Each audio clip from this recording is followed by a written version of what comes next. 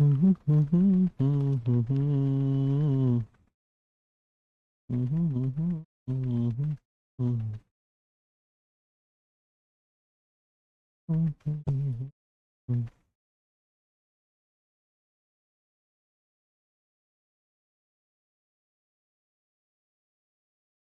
गया।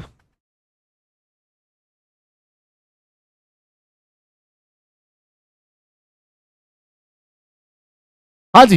Hello and welcome to all my dear students. क्या हाल चाल है आप लोगों के, कैसे हैं आप सब लोग। तो एक बार फिर से आप सब लोगों का मैं करता हूं वेलकम।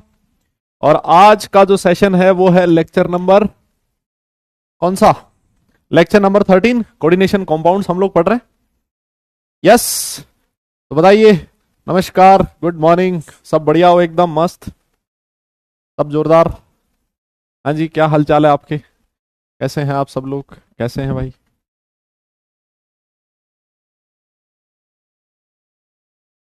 हाँ जी, हाँ जी, हाँ जी, बढ़िया। गुड मॉर्निंग जी, गुड मॉर्निंग। हाँ, मैं बहुत अच्छा हूँ भाई, मैं बहुत बढ़िया हूँ। आप लोग बताइए, सब मस्त मौज में, पढ़ाई लिखाई ठीक चल रहा माहौल। हाँ, बचपन से ही मस्त हो, वाह वाह बेटे वाह। हाँ जी, ठीक है, ठीक है, ठीक है, क्या बात है, क्या बात है। तो यार हम लोग लास्ट क्लास में क्या पढ़ रहे थे, बताइए जरा।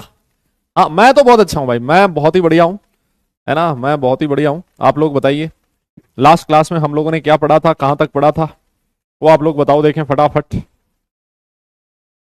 जहां तक मुझे याद है, जहां तक मुझे याद है हम लोगों ने लास्ट क्लास में पढ़ लिया था, आइसोमेरिज्म स्टार्ट करना था मेरे हिसाब से, है ना। कुछ क्वेश्चंस हम लोग कर रहे थे, है ना। और उसमें आपको क्वेश्चन मैंने करवाए थे कुछ, किससे रिलेटेड, सिनर्जिक बॉन्डिंग से रिलेटेड, है ना। सिनर्जिक बॉन्डिंग के कुछ क्वेश्चंस थे जो हम लोग लास्ट क्लास में कर रहे थे, और मैंने सिनर्जिक बॉन्डिंग में जो जी सॉल्ट होता है उसके बारे में आपको छोटी मोटी कहानी बताई थी, है ना। ये बताई थी, ट्रांस इफेक्ट तक मैं आपको लास्ट क्लास में पढ़ा चुका था। बहुत बढ़िया, ठीक है साहब। तो अभी मैं क्या कर रहा हूं ना, सबसे पहले मैं आपको कुछ पीवाईक्यूज देने जा रहा हूं क्वेश्चन होमवर्क में, है ना। और इनका आंसर भी इधर लिखा हुआ है, ज्यादा आंसर विश्वास मत करना, खुद से आंसर निकालने की कोशिश करना, है ना। तो ये कुछ क्वेश्चंस मैं दे रहा हूं आप लोगों को जो सीएफटी से रिलेटेड है। इन क्वेश्चंस को करके आपको आइडिया लगेगा किस तरह के क्वेश्चंस पूछे जाते हैं, हमने जो पढ़ा है उसको एप्लीकेशन कैसे काम में लेनी है, ठीक है ना। तो ये कुछ क्वेश्चंस है, मैं आते ही आपको सबसे पहले आज होमवर्क ही दे रहा हूं, है ना। ये एक और क्वेश्चन है, ये 2023 का क्वेश्चन है, पिछला वाला 2022 में था, है ना। हाँ, फिर उसके बाद जैसे ये वाला क्वेश्चन है, ये भी 2021 का क्वेश्चन है, ठीक है ना। तो ये मैं आपको क्वेश्चंस दे रहा हूं, एक बार इन क्वेश्चंस को आप ट्राई कीजिएगा। ये अच्छे क्वेश्चंस हैं, ठीक से क्वेश्चंस हैं, मतलब जो जनरली पूछे जाते हैं ना। तो इस तरह के क्वेश्चंस क्या पता और भी कभी पूछ ले, है ना। तो आप एक बार इनको देखिएगा अच्छे से, ठीक है, डन। हाँ, अरे आंसर दिया, अब हद है, मतलब कभी तुम आंसर देता हूं तो कहते हो सर आंसर नहीं देते हो, आंसर दे देता हूं तो कहते हो कि सर हाइड कर दो। अब जान ले लो मेरी, क्या करोगे सुबह सुबह ही, है। कोई बात नहीं, तुम आंसर से तुम्हें क्या मतलब है, तुम अपना आंसर निकालना, और अगर वो मैच कर जाए तो बढ़िया बात है, ना करे तो फिर सॉल्यूशन देख लेना, है ना। ऑल राइट, आइए। तो हम लोग सिनर्जिक बॉन्डिंग लास्ट क्लास में पढ़ रहे थे, है ना। और सिनर्जिक बॉन्डिंग में हमने बहुत सारी चीजें बात करी थी कि भाई सिनर्जिक बॉन्डिंग जब भी होती है, मेटल कार्बन बॉन्ड का बॉन्ड एनर्जी बढ़ता है, बॉन्ड लेंथ कम हो जाती है। कार्बन ऑक्सीजन बॉन्ड का बॉन्ड ऑर्डर कम हो जाता है तो बॉन्ड लेंथ बढ़ जाती है ना। फिर हमने ये कहा था कि भाई कार्बन ऑक्सीजन बॉन्ड, ये जो सीओ है, इसकी मेटल के साथ जो स्ट्रेंथ है बॉन्ड की, वो कैसे चेक की जाती है, वो चेक की जाती है किससे, वो चेक की जाती है स्ट्रेचिंग फ्रीक्वेंसी से। हमने कहा था बॉन्ड जितना मजबूत होगा स्ट्रेचिंग फ्रीक्वेंसी उतनी ही ज्यादा होगी, ठीक है। ये हम लोग भी लास्ट क्लास में पढ़ चुके थे। फिर हमने थोड़ा सा जी सॉल्ट के बारे में बात करी थी, है ना, याद है।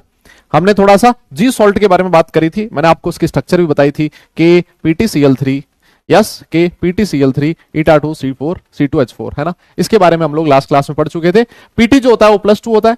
जो छोटी छोटी चीजें थी मैंने आपको लास्ट क्लास में जो बताई थी, एक बार फटाफट बता देता हूं।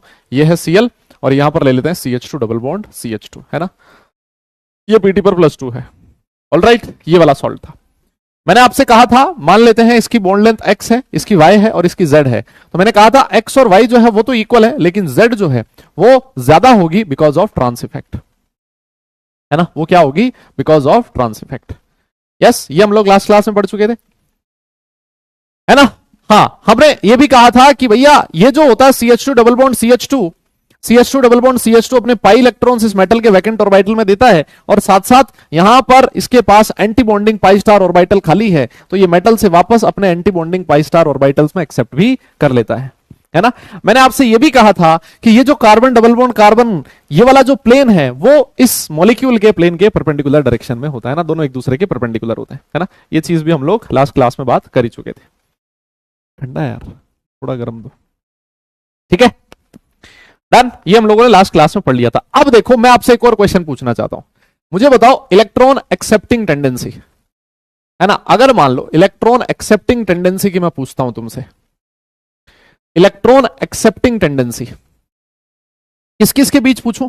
इलेक्ट्रॉन एक्सेप्टिंग टेंडेंसी अगर मैं आपसे पूछूं, लेट से ऐसा दे रखा है, हां ऐसा दे रखा है, सी डबल बॉन्ड सी तो दे रखा है लेकिन इसके साथ सीएन लगा है, सीएन लगा है, सीएन लगा है और सीएन लगा है।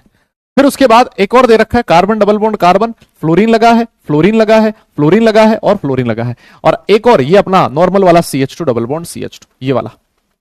बताइए, ये है ए, ये है बी, ये है सी, इलेक्ट्रॉन एक्सेप्टिंग टेंडेंसी किसकी मैक्सिमम होगी? हाँ जल्दी बताओ। अरे वो तो बता दिया था, मैं एक और ऑर्डर दे रहा हूं, वो PF3 वाला तो लास्ट क्लास में हो गया था खत्म, है ना। हाँ वो तो लास्ट क्लास में खत्म हो गया था, ये बताओ तुम तो।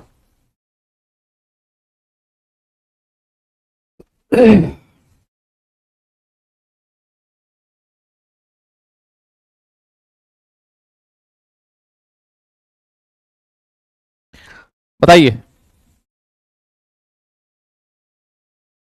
क्या होगा? इलेक्ट्रॉन एक्सेप्टिंग टेंडेंसी पे क्या फर्क पड़ेगा? देखो लास्ट क्लास में मैंने आपको एक ऑर्डर बताया था, याद है? इलेक्ट्रॉन एक्सेप्टिंग टेंडेंसी PF3 इसकी ज्यादा हुआ करती थी किससे? बोलो ना, CO से, है ना। और फिर उसके बाद PBr3 और फिर PF3 PCl3 और फिर PH3, ये हमने लास्ट क्लास में लिखा था। तो ये ज्यादा क्यों हुआ करती थी सोच के देखो, ये इसलिए ज्यादा होती थी सर क्योंकि सर ये जो फास्फोरस है इससे 3 फ्लोरीन लगे हुए हैं सर, फ्लोरीन बहुत जबरदस्त इलेक्ट्रॉन खींच रहे हैं, जबरदस्त इलेक्ट्रॉन खींच रहे हैं, तो ये जो फास्फोरस है इलेक्ट्रॉन का भूखा है, इस पे पार्शियल पॉजिटिव चार्ज की डेंसिटी बहुत हाई है और इसी वजह से इसकी इलेक्ट्रॉन लेने की टेंडेंसी ज्यादा हो गई है। तो मुन्ना वही चीज सेम चीज यहां पर भी तो लगेगी। यहां देखो ये कार्बन भाई CN लगा हुआ है, CN लगा हुआ है, CN लगा हुआ है, CN लगा हुआ है, इलेक्ट्रॉन खींच रहे हैं बहुत भयंकर तरीके से। तो ये जो कार्बन होंगे इनकी इलेक्ट्रॉन, इनके पास इलेक्ट्रॉन डेंसिटी काफी कम होगी और इनकी इलेक्ट्रॉन एक्सेप्ट करने की टेंडेंसी बढ़ जाएगी, है ना। तो जितना जबरदस्त माइनस आई इफेक्ट वाला ग्रुप लगा होगा, जितना जबरदस्त इलेक्ट्रॉन विड्रॉइंग ग्रुप लगा होगा, उस केस में इलेक्ट्रॉन एक्सेप्टिंग टेंडेंसी उतनी ही ज्यादा होगी। तो इस केस में आपकी इलेक्ट्रॉन एक्सेप्टिंग टेंडेंसी ये हो जाएगी, है ना। ध्यान रखना, BAC नहीं होगी भाई, ABC होगी, है ना। CN माइनस आई इफेक्ट देखना है यहाँ, हाँ सिर्फ इलेक्ट्रोनेगेटिविटी देख रहे हो तुम लोग, ठीक है। डन डन डन डन, ये चीज समझ में आई। अब इस पे बेस्ड मैं आपको एक ओलंपियाड का क्वेश्चन देता हूं। अरे सर मतलब हम इतने लायक हो गए हैं क्या आज कि हम ओलंपियाड का क्वेश्चन करने जा रहे हैं? हाँ जी, मेरे साथ रह के नालायक भी लायक हो जाते हैं जैसे आप हो गए हो, है ना। हाँ आओ आओ आओ आओ, एक क्वेश्चन है आपके सामने, कहा गया है, अब उसकी लैंग्वेज कुछ भी हो सकती है, उस क्वेश्चन की फीलिंग को समझना है ना। इन ए कॉम्प्लेक्स सॉल्ट, ऐसा कह दिया आपसे, इन ए कॉम्प्लेक्स सॉल्ट, और सॉल्ट कौन सा दे रखा है? के, यही वाला PtCl3 eta2 C2R4, है ना, ऐसे दे दिया कॉम्प्लेक्स सॉल्ट। कहता है ये वाला कॉम्प्लेक्स सॉल्ट है, यस ये वाला जो है ये कॉम्प्लेक्स सॉल्ट है। कहता है इसमें जो R है ना, इसमें जो R है, R कैन बी हाइड्रोजन हो सकता है, यस R जो है वो हाइड्रोजन हो सकता है, R जो है वो फ्लोरीन हो सकता है, एंड R CN हो सकता है ना, ऐसे हो सकता है, तीनों में से कोई भी हो सकता है, यस। तो आपको बचाना है in which case carbon carbon bond is longest, है ना। कौन से केस में कार्बन कार्बन बॉन्ड जो होगा वो लॉन्गेस्ट होगा? अगर आपका R की जगह H लिख दूं तो बन जाएगा C2H4, अगर मैं R की जगह F लिख दूं तो C2F4, और अगर R की जगह CN लिख दूं तो C2CN4, है ना। बताइए देखें, और लास्ट वाला ये भी लिख लो, चलो C2CH34 ये भी लिख लो। बताओ किस केस में कार्बन कार्बन बॉन्ड लेंथ जो होगी वो सबसे मैक्सिमम होगी? कार्बन कार्बन बॉन्ड लेंथ जो होगी वो सबसे मैक्सिमम होगी। बताइए किसमें कार्बन कार्बन बॉन्ड सबसे लॉन्गेस्ट होगा, जल्दी बता दो। किस केस में कार्बन कार्बन बॉक्स बॉन्ड जो है वो लॉन्गेस्ट होगा? यस बताइए, क्या लगता है, आपका दिल क्या कहता है? देखो जी, सीधी सी बात, कॉन्सेप्ट कौन सा लगाना है ना, ये ओलंपियाड का क्वेश्चन है। आपको इसमें कॉन्सेप्ट क्या लगाना? देखो हमने बात करी, देखो सर ऐसा है, मान लेते हैं ये C2H4 एक बार के लिए मान लेते हैं, है ना। तो सर ये इलेक्ट्रॉन एक्सेप्ट करता है वापस, इसके पाई स्टार ऑर्बिटल जो है वो खाली है ना। मैं ऐसे मान लेता हूं इसके पास जो पाई स्टार ऑर्बिटल है वो क्या है दादा, खाली है, और पाई स्टार ऑर्बिटल खाली है तो ये अपने पाई स्टार ऑर्बिटल में इलेक्ट्रॉन एक्सेप्ट करता है। ये जितना इलेक्ट्रॉन अपने पाई स्टार ऑर्बिटल में एक्सेप्ट करेगा, इस कार्बन कार्बन बॉन्ड का बॉन्ड ऑर्डर उतना ही डिक्रीज करेगा। बॉन्ड ऑर्डर जितना डिक्रीज करेगा, बॉन्ड लेंथ उतनी ही ज्यादा होगी। अब ये चीज उसी बच्चे को समझ में आ सकती है जो लास्ट क्लास में रिवाइज करके आया है ना। ये चीज उसी बच्चे को समझ में आ सकती है जो लास्ट क्लास में रिवाइज करके आया। मैंने क्वेश्चन का पोल आपकी स्क्रीन पर दे दिया है, हाँ पोल दे दिया है आपकी स्क्रीन पर, तो फटाफट से बता दो, देखें फटाफट से बता दो, अभी पता लगेगा, जल्दी बोल दो। क्या लगता है आपको, क्या लगता है आपको? चारों ऑप्शन आपकी स्क्रीन पर है, पोल आपकी स्क्रीन पर है, फटाखट बस आपको जवाब देने की देर है ना। बता दो भाई, क्या लगता है कौन से ऑप्शन पे टिक मार दें?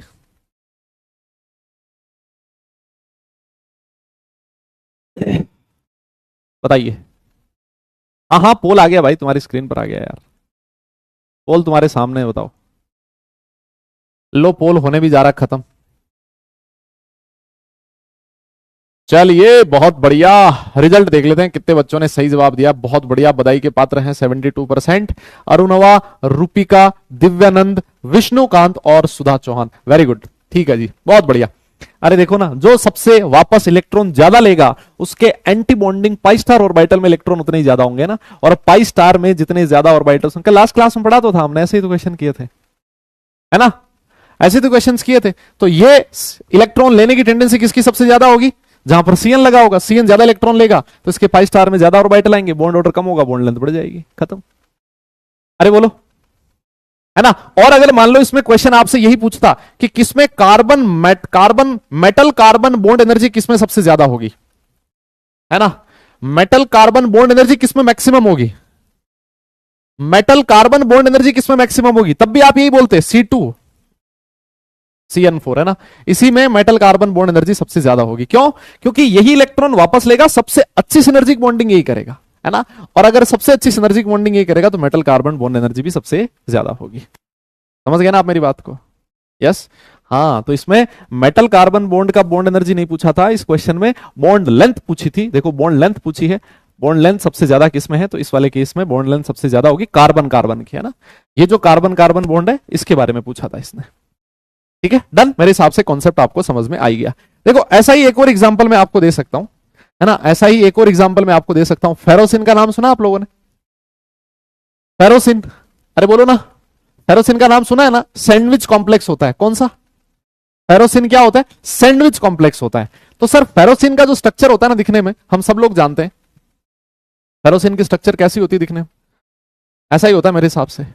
ये होता है Fe2+ और ऐसी दो साइक्लोपेंटा डाई इनाइल रिंग्स प्रेजेंट होती है ना, ये होती है। आपसे क्वेश्चन पूछा है, आपसे क्वेश्चन क्या पूछा है? आपसे क्वेश्चन ये पूछा है कि बताइए ऑर्डर क्या होगा कार्बन कार्बन बॉन्ड लेंथ का order, carbon carbon bond length का ऑर्डर। एक तो दे रखा है फेरोसिन, है ना, और दूसरा दे रखा है फ्री C5H5-, है ना, फ्री ये वाला, मतलब ये बॉन्डिंग में नहीं है किसी के साथ, ऐसे मान लो ये किसी के साथ बॉन्डिंग में नहीं है, अकेला है। और आपको बताना है किस केस में कार्बन कार्बन बॉन्ड लेंथ ज्यादा होगी, मतलब इस वाले कार्बन कार्बन बॉन्ड लेंथ की बात कर रहा है। चलाओ बताओ जी। हाँ, और वैसे ही बिल्कुल सिमिलर क्वेश्चन एक में और दे देता हूं इधर, है ना। आपने ये भी सुना होगा CR, है ना, CR 𝜂6 C6H6 ट्वाइस, और इसका स्ट्रक्चर भी सारी दुनिया ही जानती है वैसे तो, है ना। ये है बेंजीन, ये हो गया CR, यस ये है, ठीक है। और इसमें भी सेम क्वेश्चन यही पूछा है, कार्बन कार्बन बॉन्ड लेंथ का ऑर्डर बताइए, कार्बन कार्बन बॉन्ड लेंथ का ऑर्डर बताइए। CR C6H6 whole twice and free benzene, जितने लोगों को लास्ट क्लास में पढ़ाया हुआ कॉन्सेप्ट समझ में आया ना, वो इसको ऐसे ढंग से निपटाएंगे ना, पता भी नहीं लगेगा इस क्वेश्चन में। बताओ, हो जाएगा? बस खत्म। हाँ देखो सर, यहां हो क्या रहा, वापस वही हो रहा है, वापस यही हो रहा है कि ये जो आपका रिंग है साइक्लोपेंटाडाइनाइल है, ये सर अपने पाई इलेक्ट्रॉन्स दे रहा है Fe2+ को, और Fe2+ के पास क्या है, फील्ड ऑर्बिटल्स हैं, और फील्ड ऑर्बिटल से वापस इलेक्ट्रॉन ले रहा है अपने पाई स्टार ऑर्बिटल में। यस, तो जब जब ये अपने वापस पाई स्टार ऑर्बिटल में इलेक्ट्रॉन लेगा, एंटी बॉन्डिंग ऑर्बिटल में जब जब इलेक्ट्रॉन बढ़ेंगे, एंटी बॉन्डिंग ऑर्बिटल में जब जब इलेक्ट्रॉन बढ़ेंगे सर, बॉन्ड ऑर्डर डिक्रीज करेगा, हाँ ना बोलो?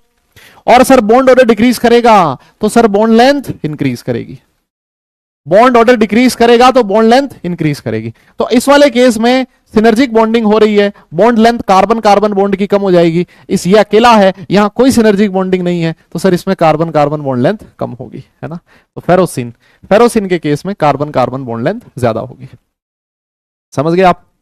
और बिल्कुल सेम रीजन यहां पर लगता है, मतलब सीधी सी बात है, जब जब सिनर्जिक बॉन्डिंग होगी तब तब जो दे रहा है ना उसका बॉन्ड ऑर्डर कम होगा, है ना? तो देखो जो लिगेंड है उस केस में बॉन्ड ऑर्डर कम होगा, यहां पर भी सेम यही चीज है। जब फ्री बेंजीन है तो कोई बैक बॉन्डिंग नहीं है, जब क्रोमियम के साथ है तो ले रहा है दे रहा है ना, क्रोमियम को दे भी रहा है वापस ले भी रहा है अपने antibonding pi star orbital में, वापस ले रहा है एंटी बॉन्डिंग में, तो बॉन्ड ऑर्डर कम हो जाएगा, कार्बन कार्बन बॉन्ड लेंथ, है ना? कार्बन कार्बन बॉन्ड ऑर्डर कम हो गया तो बॉन्ड लेंथ बढ़ जाएगी, ये लो बस खत्म। बोलो, तो बता दो जरा, थम्स अप करना भाई कि सर समझ में आ गया, एक बढ़िया कॉन्सेप्ट है जो हम लोगों ने एक बहुत ही जबरदस्त तरीके से सीख लिया, ये बता दो जरा, फिर मैं आपको आगे ले चलूंगा। बताइए एक बार सब लोगों से मैं थम्स अप चाहता हूं कि सर समझ में आ गया ये कॉन्सेप्ट सिनर्जिक बॉन्डिंग का। सिनर्जिक बॉन्डिंग पे अब जैसा भी क्वेश्चन आए, कितना भी अच्छा क्वेश्चन आए, कितना भी जोरदार क्वेश्चन आए, हम लोग सारे क्वेश्चन को सॉल्व कर पाएंगे। बताइए, ठीक है? पक्का? डन डन डन कह रहा नीट लेवल कह रहा नीट लेवल, नीट लेवल वालों को ये बता दिया ना, हाँ तो भाई उनकी नींद आराम हो जाएगी कई दिनों तक तुम बता मत दियो किसी को। हाँ फिर है ना, नीट वालों को बता मत देना ये सब कुछ।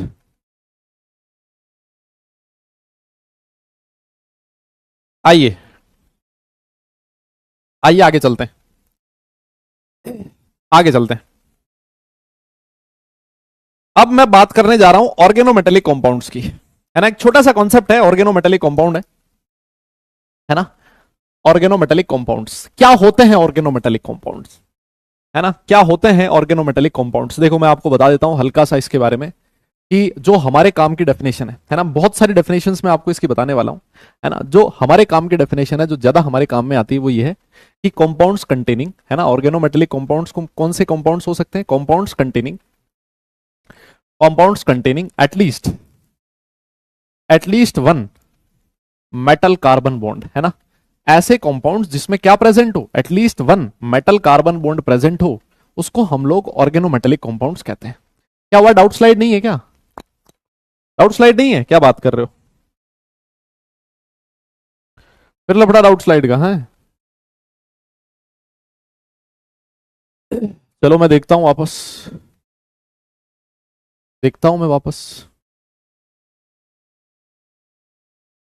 हाँ, configuration note 3, category JEE, batch Prayas 2.0, subject inorganic chemistry, schedule coordination compounds 13, yes, polls, continue. हाँ अब आ जानी चाहिए भाई मेरे हिसाब से, तो सारे काम मैं ही करने लग गया हूं अब, है ना? हाँ चलो, नहीं है तो अब आ जाएगी, ठीक है? अब नहीं है तो आ जाएगी, और अब नहीं आई तो वापस नहीं आएगी, फिर पहले बोल देता हूं मैं, है ना? है ना? हाँ हाँ, आ जाओ। तो ऐसे कंपाउंड जिसमें at least one metal carbon bond present हो, ऐसे कंपाउंड्स को हम लोग क्या कहते हैं? ऑर्गेनोमेटेलिक कंपाउंड्स कहते हैं, ठीक है ना? जैसे अगर मैं आपके सामने एग्जांपल लिखूं, कुछ एग्जांपल्स मैं आपकी स्क्रीन पर लिखने जा रहा हूं, देखना, आप मुझे बताना कि क्या वो एक्चुअली ऑर्गेनोमेटेलिक कंपाउंड्स हैं क्या? CS3 MgBr, CS3 LiX, CH3NaX, CH3 4SN, CH3, ये सारा सब कुछ बताना है, ये है कि नहीं है। Al2CH3 6, बताइए इनमें से कौन कौन से ऑर्गेनोमेटेलिक कॉम्पाउंड्स हैं, है ना, कौन कौन से ऑर्गेनोमेटेलिक कॉम्पाउंड्स हैं, बताओ ईमानदारी से। देखो यहां पर सीधा दिख ही रहा है सर, इसको दुनिया ग्रिग्नार्ड रिएजेंट के नाम से जानती है ना। और या आप लोग ऑर्गेनिक केमिस्ट्री में पढ़ के आए हो कि जो ग्रिग्नार्ड रिएजेंट होता है वो क्या होता है, एक ऑर्गेनोमेटेलिक कंपाउंड होता है ना। This carbon metal bond is covalent but it is highly polar, Mg पे पार्शियल पॉजिटिव बहुत ज्यादा, कार्बन पे पार्शियल नेगेटिव बहुत ज्यादा। और ये जो कार्बन है इसको गलत फहमी है कि इसके ऊपर कंप्लीट नेगेटिव चार्ज है ना, इसको गलत फहमी है, एक्चुअली है नहीं कंप्लीट नेगेटिव चार्ज, लेकिन फिर भी इसको गलत फहमी है। क्यों गलत फहमी, इसलिए है बिकॉज ये जो कार्बन होता है इसका बिहेवियर बिल्कुल इसके सिमिलर होता है ना, बहुत जबरदस्त बेस होता है, अगर हल्का सा भी कहीं पे एसिड दिख गया तो टूट पड़ता है उसके ऊपर और वहां से H+ निकाल लेता है ना। हाँ तो सर ये वाला ऑर्गेनोमेटेलिक कंपाउंड है, बिल्कुल है। यहां पर ये रहा कार्बन, ये रही मेटल, ये भी ऑर्गेनोमेटेलिक कंपाउंड है। सर ये रहा कार्बन, ये रहा मेटल, ये भी ऑर्गेनोमेटेलिक कंपाउंड है। यस, क्या ये वाला है क्या, देख लेते हैं। सर ये है SN, ये तो मेटल होती है ना टिन तो, और इससे सर 4 CH3 जुड़े हुए हैं। अरे सर ये भी मुझे तो लग रहा है ऑर्गेनोमेटेलिक कंपाउंड है, बिल्कुल है।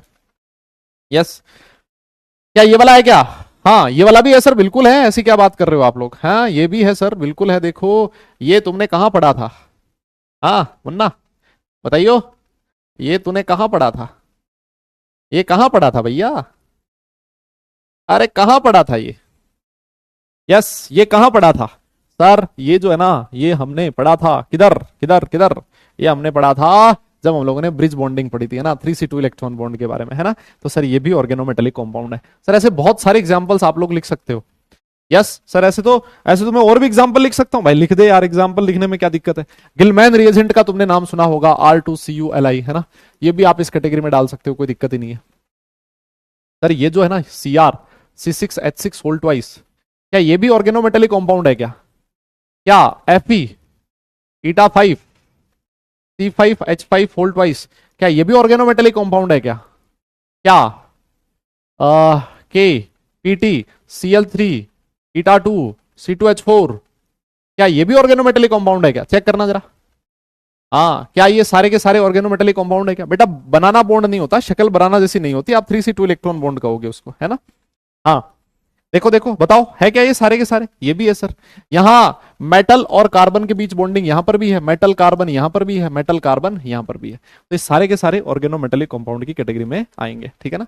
और ये ऐसे ऑर्गेनोमेटेलिक कंपाउंड है जो पाई कॉम्प्लेक्स बोलते हो ना, जिनको, इनको क्या बोला था, पाई कॉम्प्लेक्सेस, है ना, पाई डोनर पाई एक्सेप्टर लिगेंड, है ना, पाई डोनर और पाई एक्सेप्टर लिगेंड्स।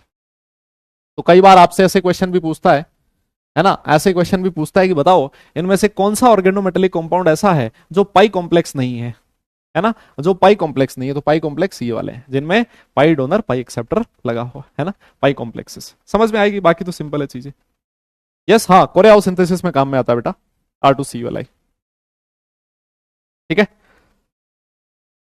अच्छा एक चीज मैं और बता देता हूं, अब देखो ये वो डेफिनेशन है जो हमारे सबसे ज्यादा काम में आती है ना, ये वो डेफिनेशन है। एक बंदा कह रहा है सर मैं आज नहा कर आया हूं, बेटा फिर भी तेरी शक्ल तो वैसी रहेगी मुझे लग रहा है नहाने वाने से कोई फर्क नहीं पड़ता, हाँ नींद उड़ जाएगी, एक शक्ल थोड़ी ना ठीक हो जाती है, नहीं क्या। हाँ तो अब देखो इस पे जो बाकी, और ये वो डेफिनेशन है ऑर्गेनोमेटेलिक कंपाउंड की जो सबसे ज्यादा काम में आती है। बहुत सारे लोग ऑर्गेनोमेटेलिक कंपाउंड को ऐसे भी डिफाइन करते हैं, है ना, बहुत सारे लोग ऐसे भी डिफाइन करते हैं कि ऐसे कंपाउंड्स जिसमें क्या प्रेजेंट हो, है ना, ऐसे कंपाउंड जिसमें क्या प्रेजेंट हो, तो जो मेटल है वो किसके साथ बॉन्ड बनाए, जो मेटल है वो या तो कार्बन के साथ बॉन्ड बनाए, सिलिकॉन के साथ बॉन्ड बनाए, या फिर बोरोन के साथ बॉन्ड बनाए, है ना। बहुत सारी जगह आपको ये डेफिनेशन भी देखने को मिल सकती है, ठीक है ना। इसको भी आप लोग ऑर्गेनोमेटेलिक कंपाउंड्स कह सकते हो। यस हाँ हाँ कह रहा है सर एक पता है क्या कह रहा है, सर भले ही शक्ल अच्छी ना हो दिल साफ होनी चाहिए। बेटा शक्ल ही देखते हैं लोग सबसे पहले, है ना, दिल तो बाद में दिखता है ना, तो पहले थोड़ी शक्ल भी ठीक होनी चाहिए। नहीं मतलब ठीक है, शक्ल तो जो ऊपर वाले ने दे दी भगवान ने, ये तो सब ठीक है भाई, मतलब हंसी मजाक की बात है, लेकिन हाँ मतलब इंसान का दिल साफ होना जरूरी है ना। ये जो शक्ल है ये तो थोड़े दिनों की है ना, एक टाइम के बाद ये सिर्फ इंसान को घमंड ही रहता है, अहंकार ही रहता है ना। हाँ मतलब ये तो लास्ट में जाके सबकी खराब होनी है ना। भाई कोई कितनी कितना भी बड़ा हैंडसम इंसान हो, विश्व सुंदरी रही हो, जब उसकी उम्र ढलेगी तो वो मतलब ये तो चमड़ी तो है और क्या है ना। लेकिन इंसान का दिल साफ होना जरूरी है। हाँ ये बात बिल्कुल सही बात है। लेकिन इंसान ना आजकल शक्ल के पीछे ज्यादा भाग रहा है ना, एक सर्टेन उम्र तक। और मैं तो देखता हूँ कि लोगों की उम्र हो गई 50-50, 55-55, 60-60 साल के, फिर भी वो लगाए जा, मैं देखता हूँ क्यों भाई, क्यों, मतलब है। हाँ आओ आओ आओ आओ, आ जाओ ये पढ़ते हैं।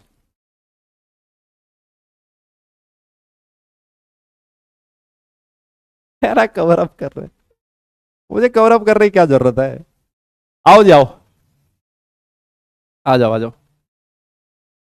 और और मैं तो कहता हूं सुनो, थोड़ा ज्यादा मत कहो मेरे से, आ जाओ पढ़ लो भाई। आज मुझे आइसोमेरिज्म भी करवानी है, तुम एक तो बातों में लगा देते हो, मतलब हद है। हाँ आओ इधर। कुछ जगह ऐसे भी लिखा होता है, कुछ जगह ऐसे भी लिखा होता है ऑर्गेनिक कंपाउंड्स में कि ऐसे कंपाउंड्स है ना। और अगर ब्रॉड डेफिनेशन आपको लिखनी हो, है ना, ऐसी ब्रॉड डेफिनेशन ऐसे लिखनी हो, बहुत सारे लोग ऐसे लिखते हैं, कंपाउंड्स कंटेनिंग मेटल का, कार्बन का, है ना, कार्बन का मेटल के साथ बॉन्ड, नॉन मेटल या मेटलॉइड, है ना। इस तीनों के साथ हो सकता है, इन तीनों के साथ हो सकता है, लेकिन किसको छोड़ के, एक्सेप्ट, है ना, एक्सेप्ट नोबल गैसेस, है ना, नोबल गैस के साथ नहीं होना चाहिए, है ना, हेलोजेंस के साथ नहीं होना चाहिए, है ना, और चाल्कोजेंस के साथ नहीं होना चाहिए, है ना, इनके साथ नहीं होना, फॉस्फोरस नाइट्रोजन के साथ नहीं होना चाहिए। इसको छोड़ के बाकी किसी के साथ होना तो उनको भी आप लोग ऑर्गेनोमेटेलिक कंपाउंड की कैटेगरी में डाल सकते हो, है ना, उनको भी आप लोग ऑर्गेनोमेटेलिक कंपाउंड की कैटेगरी में डाल सकते हो, ठीक है ना। लेकिन ध्यान देना, हमारे लिए जो सबसे ज्यादा इंपॉर्टेंट डेफिनेशन है वो ये वाली है ना। यही इसी डेफिनेशन से हमारे जो क्वेश्चंस हैं, जो जेई वगैरह में क्वेश्चन पूछे जाते हैं, वो इस वाले डेफिनेशन से सॉल्व हो ही जाते हैं, ठीक है ना। उस इस डेफिनेशन से सॉल्व हो ही जाते हैं, ठीक है। अच्छा इसमें एक चीज और छोटी सी मैं आपको और बता देता हूँ, है ना, इसमें एक छोटी सी चीज मैं और बता देता हूँ, उसको आप लिख सकते हो। ऑर्गेनोमेटेलिक कंपाउंड इतना ही है ना, सब कुछ पढ़ ही चुके हैं इनके बारे में, कि जो मेटल साइनाइड्स होते हैं, मेटल साइनाइड्स, है ना, जैसे एजीसीएन हो गया, ये एक मेटल साइनाइड है, is not considered, metal cyanides are not considered, है ना, इनको are not considered as, metal cyanides are not considered as organometallic compounds, है ना, इनको ऑर्गेनोमेटेलिक कंपाउंड्स कंसिडर नहीं किया जाता, organometallic compounds. But but cyanide complexes, है ना, अगर आपका सीएन कॉम्प्लेक्स में है, cyanide complexes are considered as organometallic compounds, है ना, are considered as organometallic compounds, are considered as organometallic compounds. ये छोटी सी इंफॉर्मेशन है, नहीं पूछा है कभी, है ना, लेकिन फिर भी आप लोग चाहो तो इसको लिख सकते हो, ठीक है ना। और ये ऐसा होता है एजी, जैसे ये वाला आपके सामने कॉम्प्लेक्स लिखा है, एजी सी एन ट्वाइस माइनस, है ना, तो इसको आप लोग ऑर्गेनोमेटेलिक कंपाउंड करो कहोगे, लेकिन अगर सिर्फ मेटल साइनाइड लिखा है, एजीसीएन वगैरह हो गया, है ना, तो उनको हम लोग ऑर्गेनोमेटेलिक कंपाउंड की कैटेगरी में नहीं डालते हैं, ठीक है। हाँ बस इसको ध्यान रखो, बाकी ठीक है, बाकी तो है ना। और इस वाले केस में देखो एग्जाम्पल ये भी तो लिख सकते थे आप लोग, ये NiCO4 ये भी लिख सकते थे, है ना, FeCO5 ये भी लिख सकते थे भाई, ये भी तो ऑर्गेनोमेटेलिक कंपाउंड है, अरे बोलो ना, Mn2CO10, है ना, ये भी ऑर्गेनोमेटेलिक कंपाउंड है ना। तो ऐसे जो मेटल कार्बोनाइल्स होते हैं, जो मेटल कार्बोनाइल्स होते हैं वो भी सारे के सारे ऑर्गेनोमेटेलिक कंपाउंड की कैटेगरी में आएंगे, ठीक है। तो ये इंफॉर्मेशन है, जो मैक्सिमम इंफॉर्मेशन आपको ऑर्गेनोमेटेलिक कंपाउंड से रिलेटेड चाहिए थी वो मैंने आपको दे दी। इतनी इंफॉर्मेशन याद रख लो, तुम्हारे लिए तो उतना सफिशिएंट है, मोर देन सफिशिएंट है, इससे ज्यादा हमें नहीं चाहिए। देखो 2019 में क्वेश्चन आया, है ना, 2019 में एक क्वेश्चन आया, बताओ देखें क्या था ये क्वेश्चन और क्या होना चाहिए इसका आंसर, बताइए क्या होना चाहिए इसका आंसर।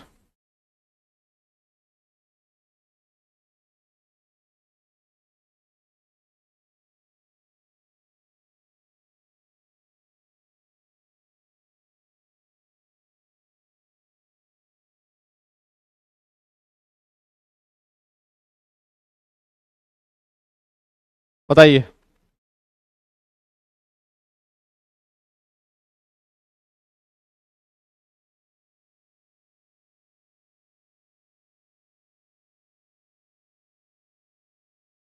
फटाफट फटाफट।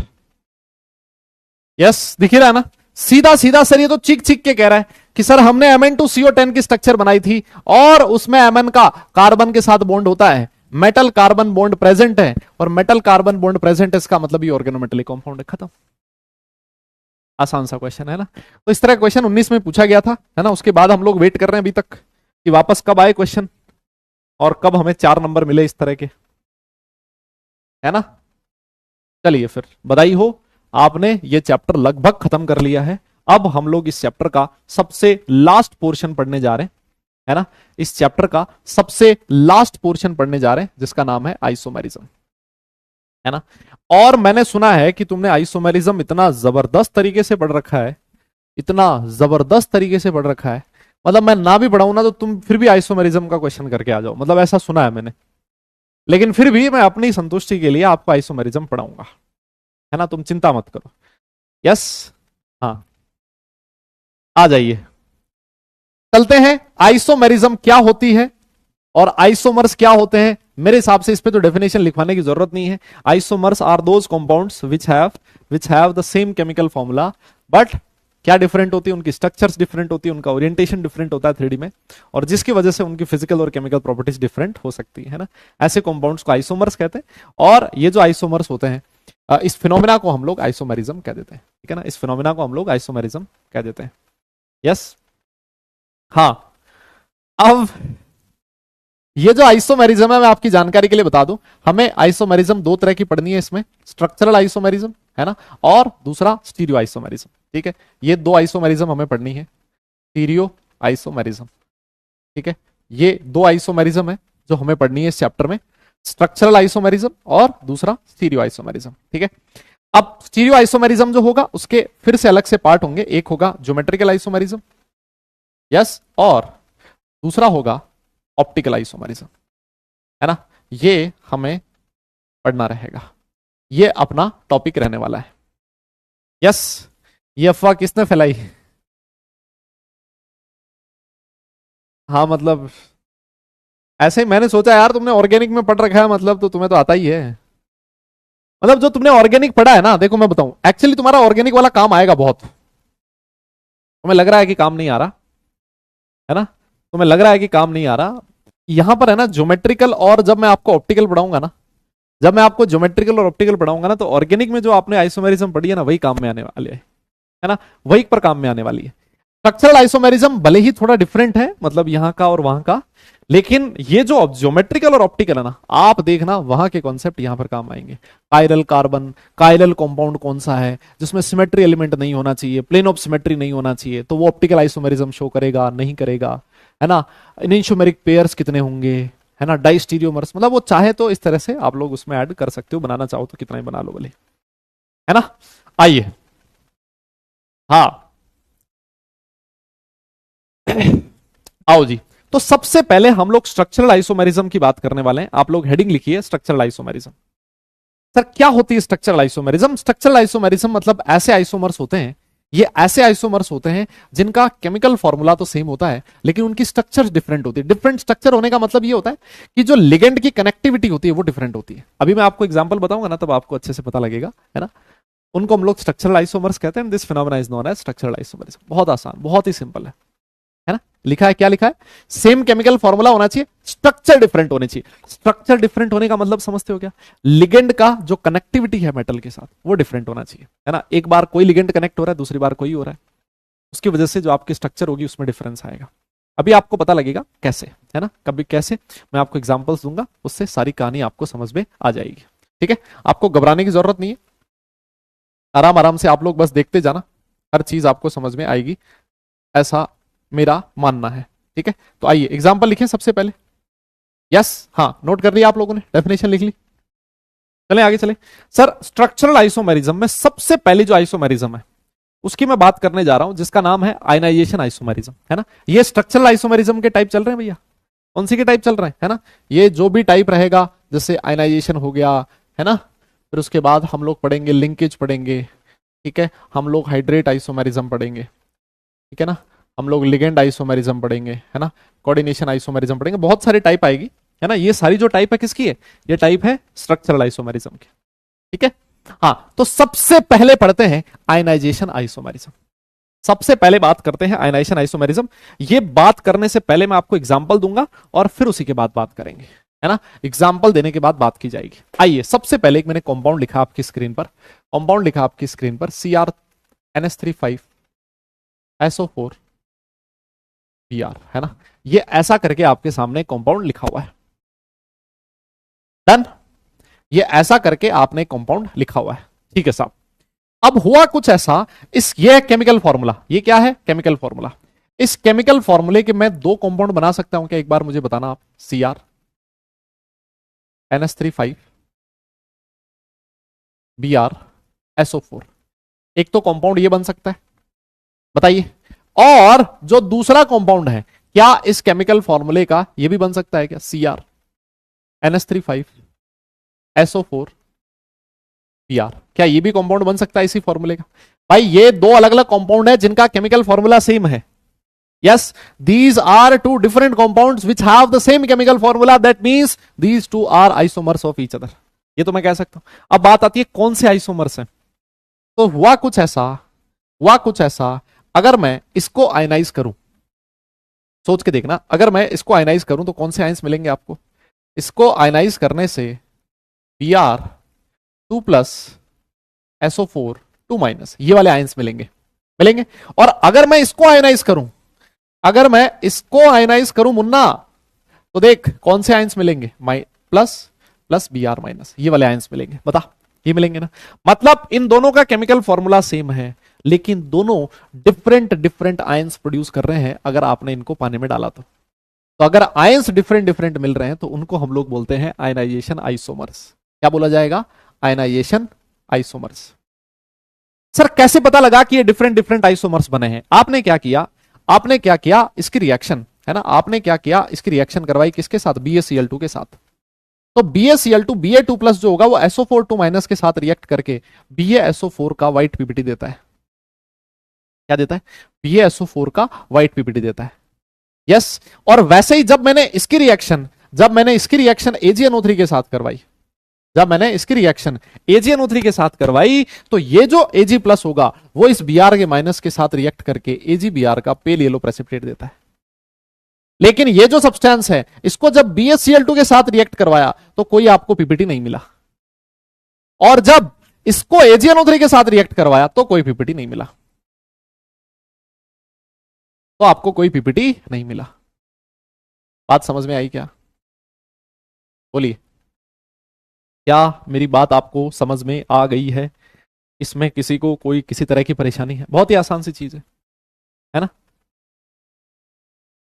बहुत ही सिंपल चीज है ये तो। अरे बताओ ना। तो ऐसे दो कंपाउंड्स जिनका केमिकल फॉर्मूला सेम है लेकिन वो डिफरेंट आयंस प्रोड्यूस कर रहे हैं एक्वस सॉल्यूशन में, हम लोग उनको बोलेंगे आयनाइजेशन आइसोमर्स। लेकिन ध्यान देना, यहां पर बहुत सारी कंडीशंस है। कंडीशन क्या है, कंडीशन ये है, पहली चीज तो डिफरेंट आयंस प्रोड्यूस करने चाहिए। दूसरी चीज, जो मेटल का कोऑर्डिनेशन नंबर और जो ऑक्सीडेशन स्टेट है वो हमेशा सेम रहना चाहिए।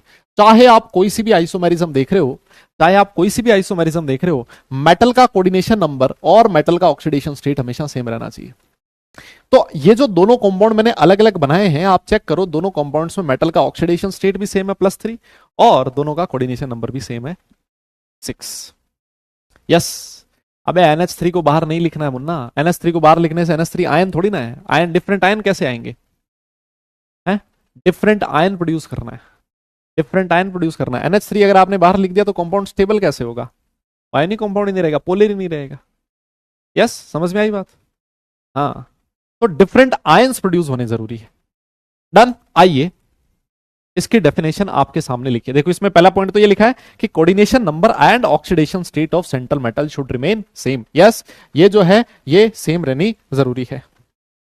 यस, ये सेम रहनी जरूरी है, coordination number and oxidation state of central metal. Done. अच्छा, इसमें एक चीज और देखो, ये है इसकी एक्चुअल डेफिनेशन, जो कंप्लीट डेफिनेशन है। भाई ये तो मार्केट में चलती है, ये डेफिनेशन तो मार्केट में चलती है कि डिफरेंट आयंस प्रोड्यूस होने चाहिए, लेकिन इसमें अगर मैं आपको और थोड़ा डिटेल में घुस के बताऊं ना डेफिनेशन, तब तुम बोलोगे वाह यार ये जबरदस्त चीज है। देखो क्या लिखता है, कि ये लिखता है this isomerism is shown by those ionic compound. सबसे पहली चीज तो इस पे गौर कीजिएगा, दोज आयोनिक कंपाउंड, आयोनिक होगा तभी डिफरेंट आयन प्रोड्यूस करेगा, पहली चीज तो yes. In which a simple anion, yes, in which a simple anion outside the coordination sphere. मतलब ये जो एनायन है जो इस कोऑर्डिनेशन स्फीयर से बाहर है, ये एनायन कैसा होना चाहिए, सिंपल एनायन होना चाहिए। यस, ये सिंपल एनायन है सर, ये वाला भी सिंपल एनायन है, ठीक है sir. A simple anion outside the coordination sphere can be replaced by anionic ligand, can be replaced by anionic ligand. देखो यहां पर जो एनायनिक कंपोनेंट बाहर था, एक सिंपल एनायन जो बाहर था, वो अंदर वाले एनायनिक लिगेंड, अंदर एनायनिक लिगेंड कौन सा है, Br माइनस, इसके साथ रिप्लेस किया जा सकता है। देखो ये रिप्लेस किया जा सकता है तभी तो डिफरेंट आयन प्रोड्यूस करेगा। दादा हाना बोलना पड़ेगा, ये रिप्लेस किया जा सकता है तभी तो डिफरेंट डिफरेंट आयन प्रोड्यूस करेगा, है ना। तो लिखता है कि a simple anion outside the coordination sphere can be replaced by anionic ligand, can be replaced by anionic ligand, and the complex will give different ions, and the complex will give different ions. This is the actual definition of ionization isomerism. समझ में आई क्या, कोई दिक्कत है क्या इस definition में? जल्दी बोलो, जल्दी बोलो, इस डेफिनेशन में कोई परेशानी है किसी को? है, नोट कर लो, नोट कर लिया हो तो डन लिखना, फिर आगे चलेंगे, है ना। नोट कर लिया हो तो डन लिखना, फिर आगे चलेंगे। नोट कर लिया हो तो डन लिखना बेटा, फिर आगे चलेंगे। फटाफट बताओ, नोट कर लिया क्या? फटाफट, जल्दी जल्दी जल्दी बताओ।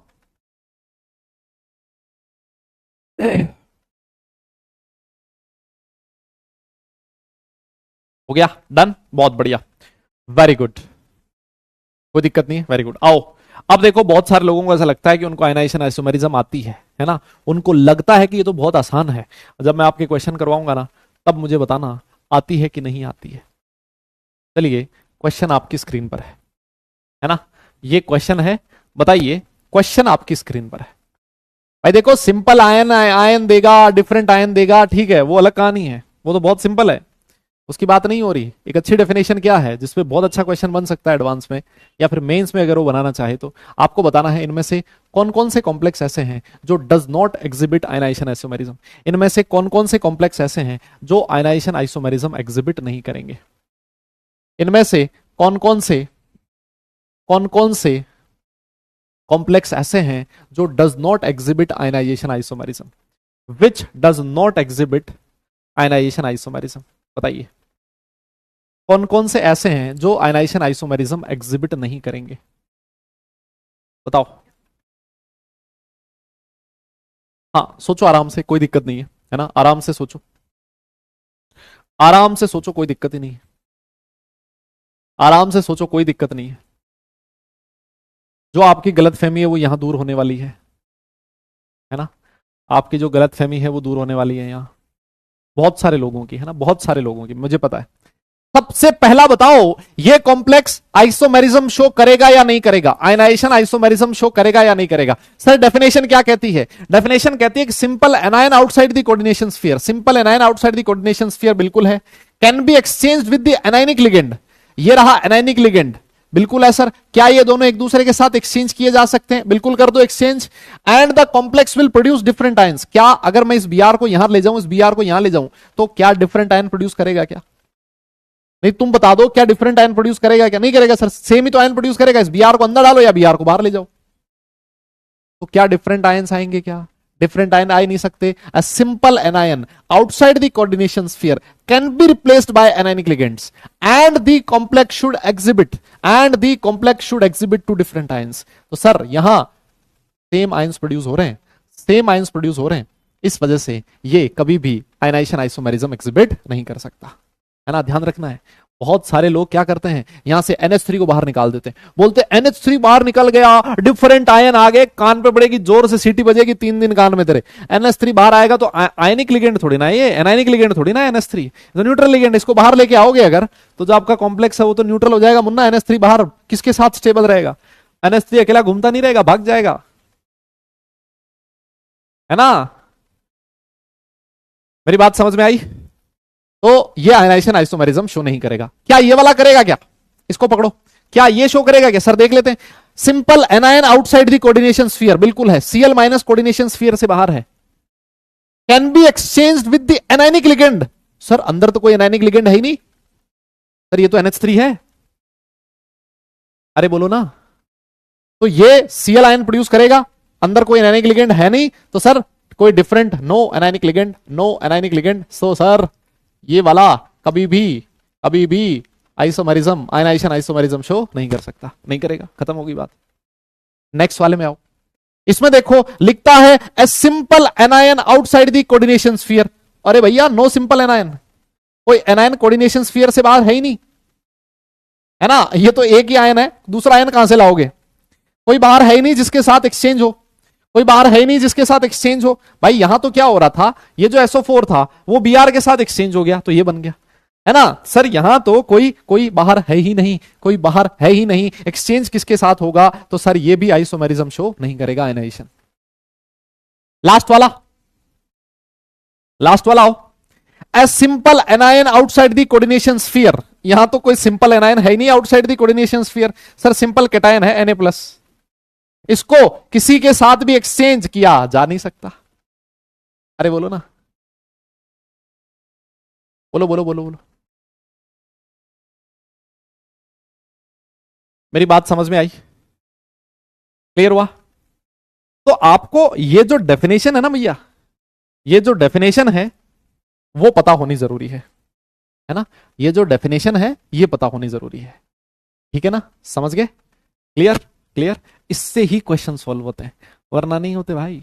और देखो अभी मैं और दूंगा तुम्हें क्वेश्चन, और थोड़े से और लेवल बढ़ाते हैं। आओ ये वाले क्वेश्चन करो, 4 और क्वेश्चन दे दिए मैंने तुम्हारे सामने, 4 और क्वेश्चन दिए, इनको लगाओ तुम लोग।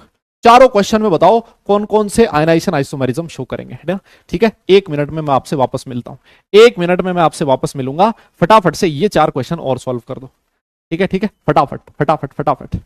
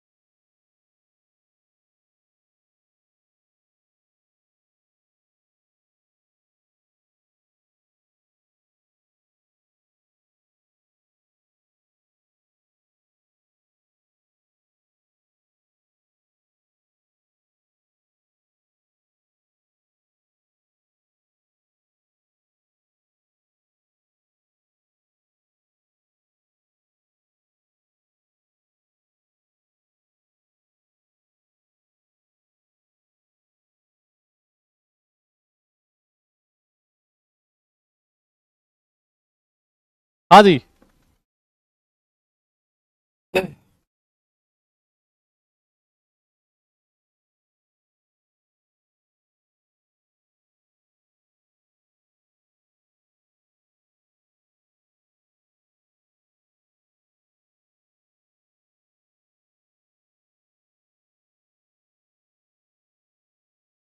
हो गया, बताओ, देखते हैं। आओ, डज नॉट फॉलो। देखो सबसे पहले मैं इसको लेके चलता हूं, है ना, इसको देख लेते हैं। सर ये है केटायन, ये है एनायन, है ना सर। ये एक ऐसा कॉम्प्लेक्स है जिसका केटायन और एनायन दोनों ही कॉम्प्लेक्स है ना। ये एक ऐसा कोऑर्डिनेशन कंपाउंड है जिसका केटायन और एनायन दोनों ही कॉम्प्लेक्स है। तो मुझे एक चीज बताओ, तो मुझे एक बात बताओ सर, ये कॉम्प्लेक्स तो कभी भी आयनाइजेशन आइसोमेरिज्म शो नहीं कर सकता। क्यों? अभी हमने बात करा था a simple anion outside the coordination sphere. तो सर यहां सिंपल एनायन नहीं है, यहां तो कॉम्प्लेक्स एनायन है। इसका मतलब ये आयनाइजेशन आइसोमेरिज्म शो नहीं करेगा। सिंपल सी कहानी खत्म हो गई। ठीक है ना। आओ इस पे आओ, क्या ये कर सकता है क्या? तुम एक बात बताओ मुझे, तुम एक बात बताओ, यहां जो IR है इरिडियम, इसकी ऑक्सीडेशन स्टेट +3 है ना। और +3 ऑक्सीडेशन स्टेट में इसका जो कोऑर्डिनेशन नंबर होता है वो है 6। ठीक है। अब एक बात बताओ, यहां पर जो CO3 है वो मोनोडेंटेड लिगेंड की तरह बिहेव कर रहा है या फिर बाइडेंटेड लिगेंड की तरह बिहेव कर रहा है? जल्दी बताओ भाई, इसमें है क्या चीज? Simple anion outside the coordination sphere है, बिल्कुल है। अंदर एक एनायनिक लिगेंड भी है, बिल्कुल है। यहां पर जो CO3 है वो मोनोडेंटेड लिगेंड की तरह बिहेव कर रहा है या बाइडेंटेड की तरह? CO3 एक फ्लेक्सीडेंटेड लिगेंड होता था, मैंने बताया था, है ना। एक फ्लेक्सीडेंटेड लिगेंड होता था। तो ये यहां मोनोडेंटेड की तरह बिहेव कर रहा है या फिर फ्लेक्सीडेंटेड की तरह बिहेव कर रहा है? जल्दी बताओ। या फिर बाइडेंटेड की तरह? हाँ बेटा, ये बाइडेंटेड की तरह बिहेव कर रहा है। किसकी तरह बिहेव कर रहा है? बाइडेंटेड लिगेंड की तरह बिहेव कर रहा है। अरे भैया, बाइडेंटेड की तरह बिहेव करेगा तभी तो इसका कोऑर्डिनेशन नंबर 6 आएगा। देखो इथाइलिन जो होता है वो इथाइलिन डाइअमाइन बाइडेंटेड लिगेंड होता है, ये ना। तो यहां पर 4 जो कोऑर्डिनेशन नंबर है उसको सेटिस्फाई कर रहा होगा ईएन। तो इसका मतलब CO3 जो है वो 2 कोऑर्डिनेशन नंबर को सेटिस्फाई कर रहा होगा। अब समझना, आपने क्या किया, इस Br को एक्सचेंज कर दिया अंदर के साथ, है ना। इस Br को एक्सचेंज कर दिया किसके साथ? Cr3 के, इसके CO3 के साथ आपने ऐसे एक्सचेंज कर दिया, ठीक है ना। और आपने CO3 को बाहर ला दिया, ठीक है। आप ले आए तो आए बाहर। तो एक बात बताओ, क्या ये जो सेंट्रल एटम है इसका कोऑर्डिनेशन नंबर चेंज हो गया क्या? दादा, क्या इस सेंट्रल एटम का कोऑर्डिनेशन नंबर चेंज हो गया क्या? बताओ सर। सर ये जो Br है सर, ये तो मोनोडेंटेड लिगेंड है सर, ये मोनोडेंटेड लिगेंड है। तो इस हिसाब से जो यहां IR है सर, इसका तो आपने कोऑर्डिनेशन नंबर 5 कर दिया। अभी हमने लिखा था कि coordination number and oxidation state should remain same. यहां कोऑर्डिनेशन नंबर आपने चेंज कर दिया, इस वजह से सर ये कभी भी आयनाइजेशन आइसोमेरिज्म शो नहीं कर सकता। क्या जबरदस्त एग्जांपल है, मजा आ गया मतलब।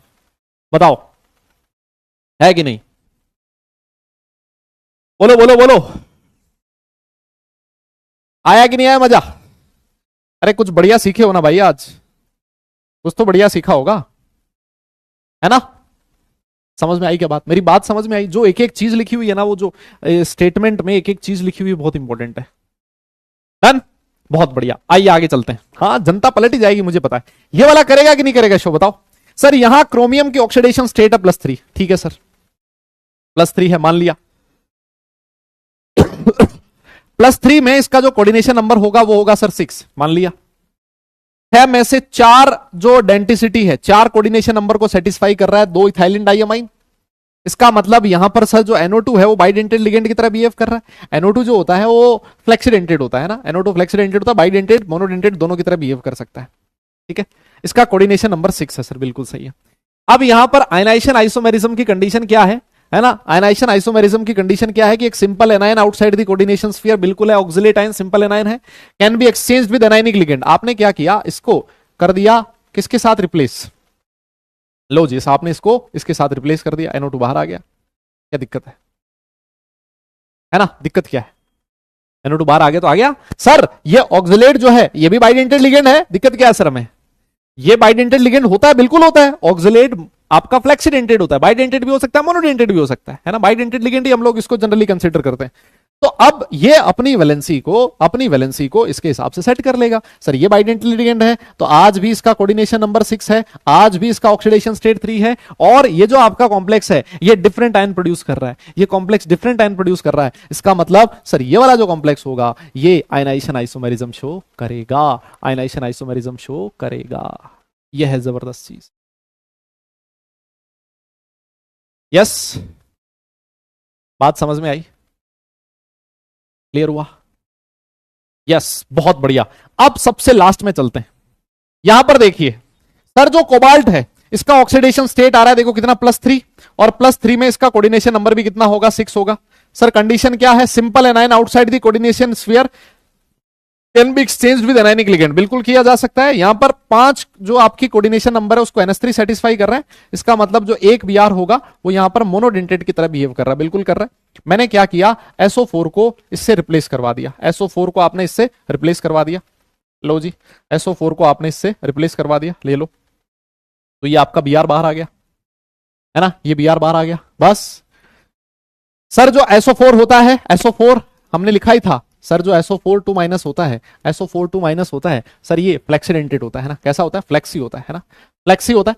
ये -2 के साथ 2 में से एक भी शो कर सकता है, हालांकि इसकी मोनो की टेंडेंसी ज्यादा होती है, लेकिन but still 4 membered cyclic ring बनाता है, तो इस वजह से ये बाइडेंटेड भी हो सकता है ना, बाइडेंटेड भी हो सकता है। तो सर ये जो होगा, आपने अगर SO4 को यहां पर मोनोडेंटेड की तरह बिहेव करेगा, बिल्कुल सही बात है, सिंपल एनायन था बाहर, उसको आपने एक एनायनिक लिगेंड के साथ एक्सचेंज करवा दिया, कोऑर्डिनेशन नंबर पे भी कोई फर्क नहीं पड़ा है ना, आज भी 6 है, ऑक्सीडेशन स्टेट आज भी इसका +3 है, और जो आपका कॉम्प्लेक्स है वो डिफरेंट आयन प्रोड्यूस कर रहा है, इसका मतलब ये भी आयनाइजेशन आइसोमेरिज्म शो करेगा।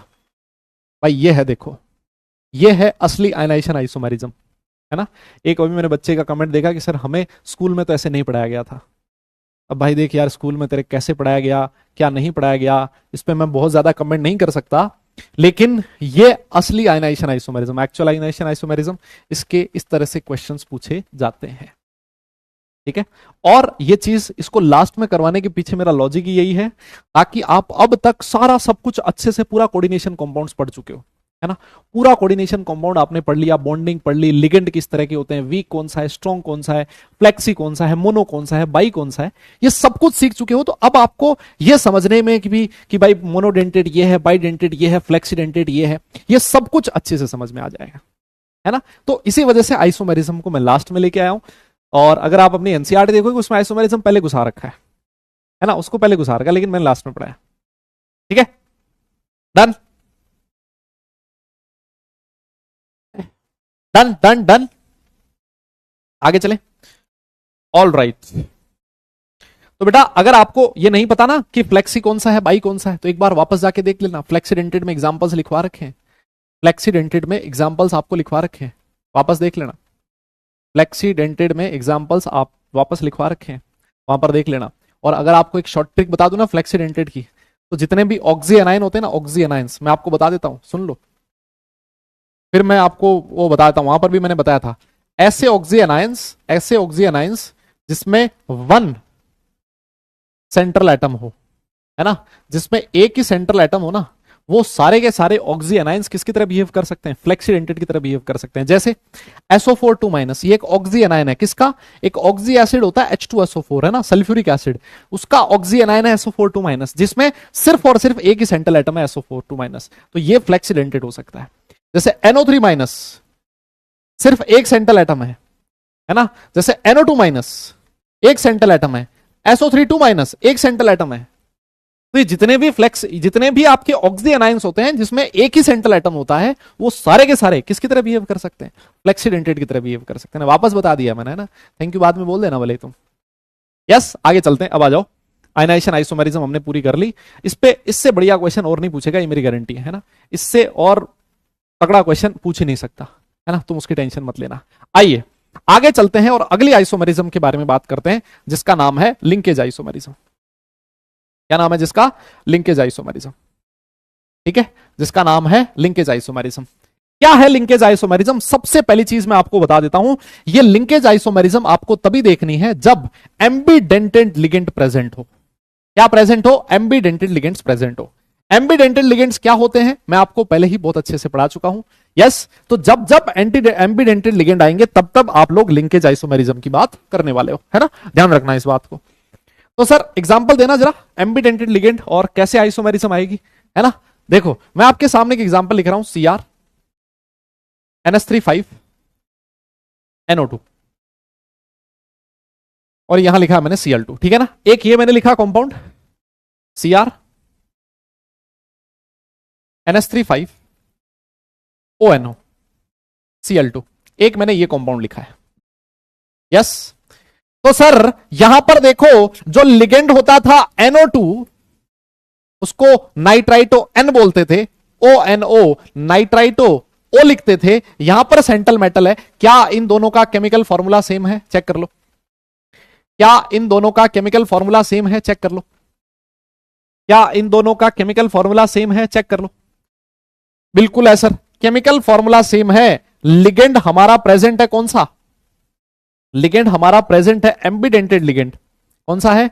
एम्बीडेंटेड लिगेंड प्रेजेंट है। लेकिन यहां पर सेंट्रल मेटल से जो बॉन्डिंग है वो किसकी है? नाइट्रोजन की है। यहां पर डोनर कौन है दादा? नाइट्रोजन है। डोनर कौन है? नाइट्रोजन है। और यहां पर डोनर कौन है सर? यहां पर डोनर है ऑक्सीजन।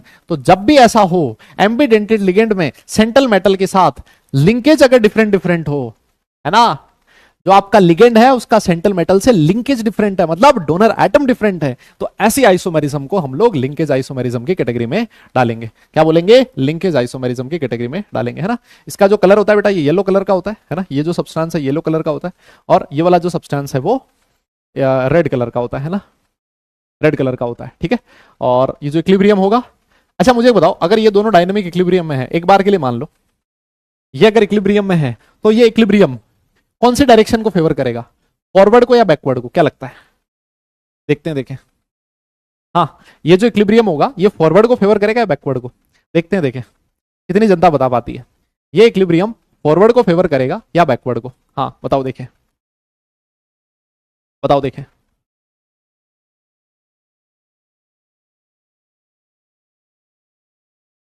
जल्दी बोलो।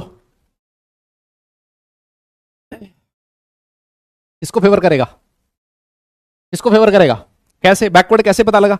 अगर मान लो मैं तुमसे पूछूं, अगर मान लो मैं तुमसे पूछ लूं कि इन दोनों में से ज्यादा स्टेबल कौन है, इन दोनों में से ज्यादा स्टेबल कौन है, तो देखो सेंट्रल मेटल सेम है, सेंट्रल मेटल का ऑक्सीडेशन स्टेट सेम है, लेकिन सर यहां पर डोनर कौन है? डोनर नाइट्रोजन है। सर यहां पर डोनर कौन है? ऑक्सीजन है। तो अच्छा डोनर कौन होता है? नाइट्रोजन होता है ना। अच्छा डोनर नाइट्रोजन, इसका मतलब ये जो कॉम्प्लेक्स है, ये वाला कॉम्प्लेक्स मोर स्टेबल है ना। ये कॉम्प्लेक्स मोर स्टेबल है। इसके कंपैरिजन में ये वाला जो कॉम्प्लेक्स है लेस स्टेबल है, क्योंकि यहां पर जो लिगेंड है वो अच्छा डोनर नहीं है, लिगेंड का स्ट्रेंथ कम है। इसका मतलब ये होगा ये ज्यादा स्टेबल है, तो रिएक्शन इसकी तरफ रहना चाहेगी।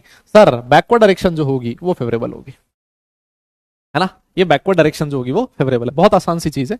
चलिए इस पे एक क्वेश्चन करते हैं, है ना। इस पे एक क्वेश्चन करते हैं।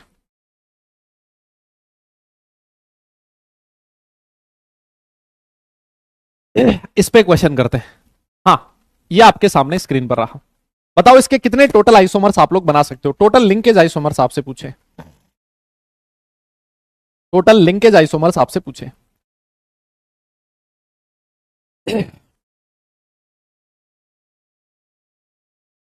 टोटल लिंकेज आइसोमर कितने बनेंगे?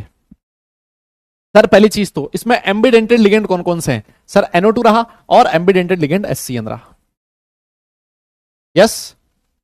नहीं बेटा, इसमें कोई पीओएस वीओएस नहीं देखना होता। कोई कह रहा सर इसमें भी पीओएस देखना है क्या? देखो सबसे पहला तो यही वाला है, ये वाला कंपाउंड है H2O NH3 whole thrice Br, है ना। एक तो ये रहा, ये तो है ही। सर एक काम करो आप ना, दूसरी बार NO2 की जगह ONO लिख दो, है ना। ONO लिख दिया तो एक ये वाला कंपाउंड बन गया, ये दूसरा बन गया। चेक करना सर, बिल्कुल बन गया। Yes sir. और देखो ऐसा भी हो सकता है कि आप क्या करो, NO2 को NO2 रहने दो, लेकिन HCN की जगह NCS लिख दो, है ना। डोनर सल्फर है, यहां डोनर नाइट्रोजन डाल दो। मैंने कहा ठीक है भाई डाल दे। एक ये रहा NH3Br। सर एक काम करो आप, अब की बार N के साथ डोनर O ले आओ, ONO NCS H2O NH3 whole thrice. लो सर एक ये बन गया। मैंने कहा भाई बिल्कुल बन गया। क्या और कोई आइसोमर बन सकता है क्या? और कोई पॉसिबिलिटी हो सकती है क्या? और कोई पॉसिबिलिटी हो सकती है क्या? तुम खुद ही सोच लो। तो अगर तुमसे कोई पूछे कि ऑल पॉसिबल आइसोमर्स कितने होंगे, all possible isomers of this formula, all possible isomers आप लोग बोलोगे कितने होंगे? सर 4 होंगे, है ना, इंक्लूडिंग दिस, है ना, इंक्लूडिंग दिस, इसको इंक्लूड करते हुए। लेकिन अगर मान लो तुमसे ये पूछे कि भाई इसको इंक्लूड नहीं करना, इसको इंक्लूड नहीं करना, तो इसके कितने आइसोमर है? इसके 3 है ना। इसको इंक्लूड नहीं करना तो 3 है। अगर ऑल पॉसिबल पूछे सब कुछ, तब इसको इंक्लूड करना है ना। ऑल पॉसिबल आइसोमर्स का मतलब ये होता है इसको भी इंक्लूड करना है। टोटल आइसोमर कितने बनेंगे? 4 बनेंगे। मेरे हिसाब से कहानी आपको समझ में आ गई है। बताइए। यस यस यस, हाँ लिंकेज बेटा टोटल कितने होंगे लिंकेज आइसोमर्स? 4 होंगे। क्लियर है? डन। चलिए अब इसके बाद, ये तो वो आइसोमेरिज्म बहुत आसान है, इसको पहचानना बहुत आसान है ना, इसको पहचानना बहुत ही आसान होता है। नेक्स्ट आइसोमेरिज्म के बारे में बात करते हैं जिसका नाम है हाइड्रेट आइसोमेरिज्म या फिर सॉल्वेट आइसोमेरिज्म, है ना। हाइड्रेट आइसोमेरिज्म या फिर सॉल्वेट आइसोमेरिज्म, हाइड्रेट या फिर सॉल्वेट आइसोमेरिज्म। देखिए ये क्या होती है, हाइड्रेट नाम से ही पता लग रहा है, हाइड्रेट नाम से ही पता लग रहा है कि जो वाटर के बारे में बात हो रही होगी, है ना, वाटर के बारे में बात हो रही होगी। एक एग्जांपल से ही मैं आपको डायरेक्ट समझाऊंगा इसको। आपके सामने एक एग्जांपल लिखा है Cr H2O6 Cl3, yes Cr H2O6 Cl3, यह आपके सामने कंपाउंड लिखा है, ठीक है ना। और इसके साथ मैंने एक और कंपाउंड लिख दिया, सुनना, इसके साथ मैंने एक और कंपाउंड लिख दिया Cr H2O5 Cl Cl2.H2O, yes. और इसके साथ मैंने एक और कंपाउंड लिख दिया Cr H2O4 Cl2 Cl.H2O, ऐसे लिख दिया, .2H2O सॉरी, है ना, Cl.2H2O ऐसे लिख दिया मैंने, है ना, ऐसे लिख दिया, ऐसे लिख दिया। बताइए अब यहां पर देखो सर, यहां 6 के 6 वाटर मॉलिक्यूल किसकी तरह बिहेव कर रहे हैं? लिगेंड की तरह। सर इसमें क्या इन सबका केमिकल फॉर्मूला सेम है? चेक कर लो, क्या इन सबका केमिकल फॉर्मूला सेम है? क्या इन सबका? बेटा 4 ही तो बन सकते हैं, क्या दिक्कत हुई है? ONO के साथ HCN है तो सही, ONO के साथ NCS हो गया, ये 2 ही तो हो सकते हैं, क्या पॉसिबल? 2 ही तो हो सकते हैं। अरे कार्बन नहीं करता मुन्ना, कार्बन बीच में होता है, मतलब पढ़ क्या हो बेटा, पढ़ो अच्छे से आप। हाँ सर यहां पर वाटर के मॉलिक्यूल, 5 वाटर के मॉलिक्यूल हैं जो लिगेंड की तरह बिहेव कर रहे हैं, और सर जो एक वाटर का मॉलिक्यूल है ये फ्री सॉल्वेंट के मॉलिक्यूल की तरह बिहेव कर रहा है ना, या फिर मैं इसको वाटर ऑफ क्रिस्टलाइजेशन भी बोल सकता हूं। बोलो बोलो बोलो। सर यहां पर 4 ही वाटर के मॉलिक्यूल हैं जो लिगेंड की तरह बिहेव कर रहे हैं, और जब 2 वाटर के मॉलिक्यूल हैं ये फ्री सॉल्वेंट मॉलिक्यूल की तरह बिहेव कर रहे हैं, या फिर किसकी तरह बिहेव कर रहे हैं? वाटर ऑफ क्रिस्टलाइजेशन की तरह। तो सर इन सबका केमिकल फॉर्मूला सेम है क्या? चेक कर लो, क्या इन सबका केमिकल फॉर्मूला सेम है? सर बिल्कुल सेम है, सेम केमिकल फॉर्मूला है। और जो वाटर है, water as a ligand and as a free solvent molecule different different number में होना चाहिए, ये दोनों डिफरेंट डिफरेंट नंबर में होना चाहिए। यहां 5 वाटर के 6 वाटर के मॉलिक्यूल लिगेंड की तरह बिहेव कर रहे हैं, यहां पर 5 वाटर के मॉलिक्यूल कर रहे हैं, एक सॉल्वेंट बन गया, 4 वाटर के मॉलिक्यूल कर रहे हैं, 2 सॉल्वेंट बन गया। यस तो ये सारे के सारे जो एग्जांपल्स है किसके हैं? हाइड्रेट आइसोमर्स के। किसके एग्जांपल है? हाइड्रेट आइसोमर्स के। मेरी बात समझ में आ गई क्या? बोलना पड़ेगा, यस बोलना पड़ेगा, समझ में आ गई, बहुत सिंपल चीज है। और यहां पर भी वो जो चीज मैंने आपको थोड़ी देर पहले बोली थी कि भैया कोऑर्डिनेशन नंबर और ऑक्सीडेशन स्टेट जो है वो सेम होना चाहिए, and your complex should be आयनिक। जब तक कॉम्प्लेक्स आयनिक रहेगा तभी ये वाटर के मॉलिक्यूल इस नेगेटिव पॉजिटिव पार्ट के साथ या फिर उस कॉम्प्लेक्स के साथ जुड़े रहेंगे, है ना, नहीं तो छोड़ के भाग जाएंगे इसको। मेरी बात समझ में आई? यस तो ये सारे के सारे किसके एग्जांपल्स हो गए? किसके एग्जांपल्स हो गए? सॉल्वेट आइसोमर्स के। यस एक और मैं बढ़िया चीज आपको बता देता हूं, एक और मैं बढ़िया चीज बता देता हूं कि ये जो हाइड्रेट आइसोमेरिज्म है it is a case of ionisation isomerism, है ना। ये सारे के सारे ऐसा बोला जाता है कि ये जो हाइड्रेट आइसोमेरिज्म होती है ये आयोनाइजेशन आइसोमेरिज्म का ही एग्जांपल्स होते हैं, है ना। ये आयनाइजेशन आइसोमेरिज्म का ही एक केस होता है, ठीक है ना, ऐसे ध्यान रखना है। Special case of ionisation isomerism, है ना, क्या लिखा है? Special case of ionisation isomerism, ठीक है, special case of ionisation isomerism, ठीक है, डन। अब सर इस पे क्वेश्चन किस तरह के बन सकते हैं? आओ देखें, इस पे भी क्वेश्चन देख लेते हैं। ये रहा आपकी स्क्रीन पर, which of the following complexes does not exhibit solvate isomerism. Solvate लिखा हो सकता है, हाइड्रेट लिखा हो सकता है, दोनों में से कुछ भी लिखा हो, है ना। हाइड्रेट तब होता है जब वाटर का मॉलिक्यूल है वो आपके किसकी तरह बिहेव कर रहा हो? सॉल्वेंट की तरह, है ना। हाँ बताइए जनाब, जल्दी से बताइए, इनमें से कौन कौन से मॉलिक्यूल्स, कौन कौन से कंपाउंड्स ऐसे हैं जो सॉल्वेट आइसोमर्स की तरह बिहेव कर सकते हैं? बताओ देखें। बताओ देखें, जल्दी बताइए।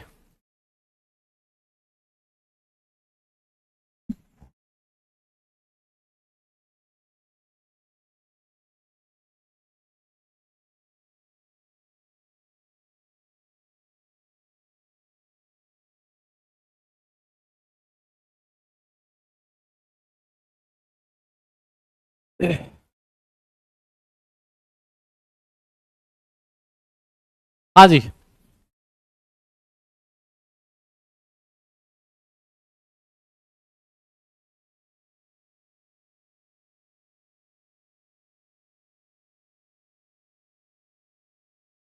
कौन कौन से कर सकते हैं, कौन कौन से कर सकते हैं सॉल्वेट, कौन कौन से कर सकते हैं सॉल्वेट आइसोमेरिज्म?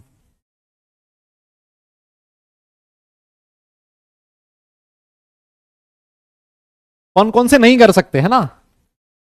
अरे भाई देखना यार इसको, ए भगवान, इसको देख, इसको, ये वाला जो कंपाउंड है, क्या ये कर पाएगा क्या? सर यहां तो बाहर कुछ है ही नहीं, तो इस वाटर मॉलिक्यूल को एक्सचेंज करोगे किसके साथ? अरे कोई बोल ही नहीं रहा यार, अरे कोई बोल ही नहीं रहा यार। अरे भाई जब वाटर का मॉलिक्यूल, जैसे यहां वाटर के 5 मॉलिक्यूल है, तो ये किसी के साथ कम भी तो होना चाहिए ना, किसी के साथ कम भी तो होना चाहिए, किसके साथ एक्सचेंज करोगे? सर ये नहीं कर पाएगा। यहां देखो सर, यहां वाटर के 4 मॉलिक्यूल हैं, लेकिन यहां पर कोई बाहर है ही नहीं, ये तो कॉम्प्लेक्स आ गया। सर ये तो कॉम्प्लेक्स एनायन आ गया, तो ये वाटर के मॉलिक्यूल इसके साथ अगर एक्सचेंज करोगे तो वो हाइड्रेट आइसोमेरिज्म नहीं होगी, वो तो कुछ और आइसोमेरिज्म हो जाएगी, जिसके बारे में अभी हम लोग बात करेंगे, है ना? तो सर यहां पर भी कोई एक्सचेंज पॉसिबल नहीं है, इसमें कर पाओगे क्या? बिल्कुल कर पाओगे, इसमें क्या दिक्कत है भाई? वाटर के 5 मॉलिक्यूल हैं, आपने मान लो इसका एक आइसोमर ये बना दिया, ये वाला बन सकता है ना? सोच के देखो, मैंने ऐसे बना दिया, मैं OX को अंदर ले आया, सोच के देखो एक बार, मैं ऑक्सलेट आयन को अंदर ले आया, ठीक है, ऑक्सलेट आयन को अंदर ले आया, और H2O को मैंने 4 कर दिया, ठीक है ना, समझना, H2O को मैंने 4 कर दिया, ठीक है, OX को मैं अंदर ले आया, NO2 को बाहर ले आया, और एक वाटर का मॉलिक्यूल में बाहर ले आया, तो बन तो गया, देखो इसका एक हाइड्रेट आइसोमर, यस, इसका हाइड्रेट आइसोमर बन तो गया, अरे बोलो ना, इसका हाइड्रेट आइसोमर बन तो गया, डन। मेरी बात समझ में आई क्या आपको? मेरी बात तुम्हें समझ में आई क्या? क्लियर है? तो जो 2 और 3 वाला है, ये हाइड्रेट आइसोमेरिज्म शो नहीं कर पाएंगे, इनका ध्यान रखना है। ये 2 और 3 हाइड्रेट आइसोमेरिज्म शो नहीं कर पाएंगे, इनका ध्यान में रखना है। मतलब आपको यहां देखना है कि कहां पर आप वाटर के मॉलिक्यूल एक्सचेंज कर पाओगे या नहीं कर पाओगे, बस इतना ध्यान रख लिया, काम बन गया अपना, ठीक है? चलो जी, बहुत बढ़िया, आगे चलते हैं, अगली आइसोमेरिज्म के बारे में बात करते हैं, जिसका नाम है कोऑर्डिनेशन आइसोमेरिज्म। ये वो लास्ट आइसोमेरिज्म है, यू मान लो, जिस पे क्वेश्चन पूछा जाएगा आपसे, है ना? ये वो लास्ट आइसोमेरिज्म है जिस पे क्वेश्चन पूछा जाएगा, है ना? ये वो लास्ट आइसोमेरिज्म है जिस पे क्वेश्चन पूछा जाएगा, इसके अलावा और आपसे कोई क्वेश्चन नहीं पूछेगा, ये अपनी गारंटी है। डन? बताओ इसके बारे में, लेकिन पढ़ेंगे हम लोग सारी, तुम चिंता मत करना, पढ़ेंगे हम लोग सारी, है ना? पढ़ेंगे हम लोग सारी। क्या कहता है कोऑर्डिनेशन आइसोमेरिज्म? ये कोऑर्डिनेशन आइसोमेरिज्म तब बात करेंगे, सुनना मेरी बात, जब both cationic and anions are complex ions. अगर ऐसा है तभी आप लोग कोऑर्डिनेशन आइसोमेरिज्म के बारे में बात करना। अगर आपका कैटायन और एनायन दोनों कॉम्प्लेक्स आयन हो, तभी आप लोग किसके बारे में बात करोगे? कोऑर्डिनेशन आइसोमेरिज्म के बारे में बात करोगे। अगर नहीं है, इसका मतलब नहीं करोगे। समझ में आ गई मेरी बात? सर कैसे? एग्जांपल दो जरा, आइए एग्जांपल लिख लेते हैं, सुनना मेरी बात को। हाँ, जैसे एक मैंने लिखा है पीटी NH3 4 पीटी Cl4, ठीक है ना? बहुत बढ़िया, चलो बताओ, पीटी NH3 पीटी Cl4, बताइए, पीटी NH3 पीटी Cl4, बताइए। ये जो कैटायन है, अब मुझे एक बात बताओ, दोनों कैटायनिक और एनायनिक पार्ट कॉम्प्लेक्सेस हैं, बिल्कुल हैं, तो मुझे बताओ इस एनायन पे चार्ज कितना होगा, इस कैटायन पे चार्ज कितना होगा, जल्दी से बोलो। इस एनायन पे चार्ज कितना होगा और इस कैटायन पे चार्ज कितना होगा। भाई हम लोग ऐसे लिखते हैं ना कि जनरली पहले जो आता है वो कैटायनिक आता है, दूसरा जो आता है वो एनायन आता है ना। NaCl जैसे लिखते हैं यार, NaCl ज्यादा लिखते हैं ना, Na+Cl- लिखते हैं यार मेरे भाई। पहले किसको लिखते हैं, कैटायन को लिखते हैं, दूसरा किसको लिखते हैं, एनायन को लिखते हैं ना यार, क्या दिक्कत है। तो अगर ये वाला PtNH3 4 ये कैटायनिक पार्ट है, ये वाला एनायनिक पार्ट है, जल्दी से बताइए इस कैटायन पे चार्ज कितना है, एनायन पे चार्ज कितना है, जल्दी बोलो कितना होगा। अरे सर कॉमन सेंस का क्वेश्चन है, ये हमने पहले भी डिस्कस किया है जब हमने नाम लिखे थे, IUPAC नोमेनक्लेचर में पढ़ा था ना ये। सर यहां देखो पीटी का ऑक्सीडेशन स्टेट, पीटी जो है उसका कोऑर्डिनेशन नंबर 4 है, इसका मतलब पीटी की ऑक्सीडेशन स्टेट +2 रही होगी। अगर इस पे +2 है तो इस पे +2 तभी आएगा जब यहां -2 होगा। तो इस कॉम्प्लेक्स पे -2 है, इस कॉम्प्लेक्स पे +2 है। ठीक है सर, ये कैटायनिक पार्ट है, ये एनायनिक पार्ट है और दोनों कॉम्प्लेक्स है। तो अब क्या करना है, अगर आपको इसका कोऑर्डिनेशन आइसोमर बनाना है तो आप क्या करो, लिगेंड को इसके साथ एक्सचेंज करवा दो। कैसे सर, सुनो, आपने एक लिगेंड, एक NH3 जो था उधर भेज दिया, एक Cl इधर ले लिया, PT Cl3 NH3 ऐसे कर दिया। मेरी बात समझ में आई सर? ये लिगेंड आप इस तरह से एक्सचेंज कर रहे हो जब आपका सेंट्रल मेटल का coordination number and oxidation state change नहीं होना चाहिए। ऐसा नहीं होना चाहिए कि एक NH3 भेजा और उधर से 2 Cl ले आए, गड़बड़ हो जाएगी। ऐसी ऐसी बेईमानी नहीं चलेगी, है ना, ऐसा बेईमानी नहीं चलेगा। इधर से अगर एक NH3 गया, इधर से एक ही Cl आना चाहिए। Coordination number and oxidation state should remain same. Oxidation state and coordination number should remain same. ठीक है, ठीक है सर, समझ में आ गया। अब मुझे एक चीज बताओ, आज भी PT +2 होगा, और आज अगर PT +2 लाना है तो इस पे -1 आएगा और ये वाला +1 होगा। ठीक है सर, बहुत बढ़िया चीज है, यहां तक कोई दिक्कत नहीं है। चलिए सर एक और बनाते हैं। सर आप एक NH3 को और भेज दो उधर। सर एक NH3 को और भेज दो, एक Cl और ले आओ। मैंने कहा ले आ। सर फिर इधर भी Cl ट्वाइस हो जाएगा और NH3 ट्वाइस हो जाएगा। मैंने कहा ठीक है,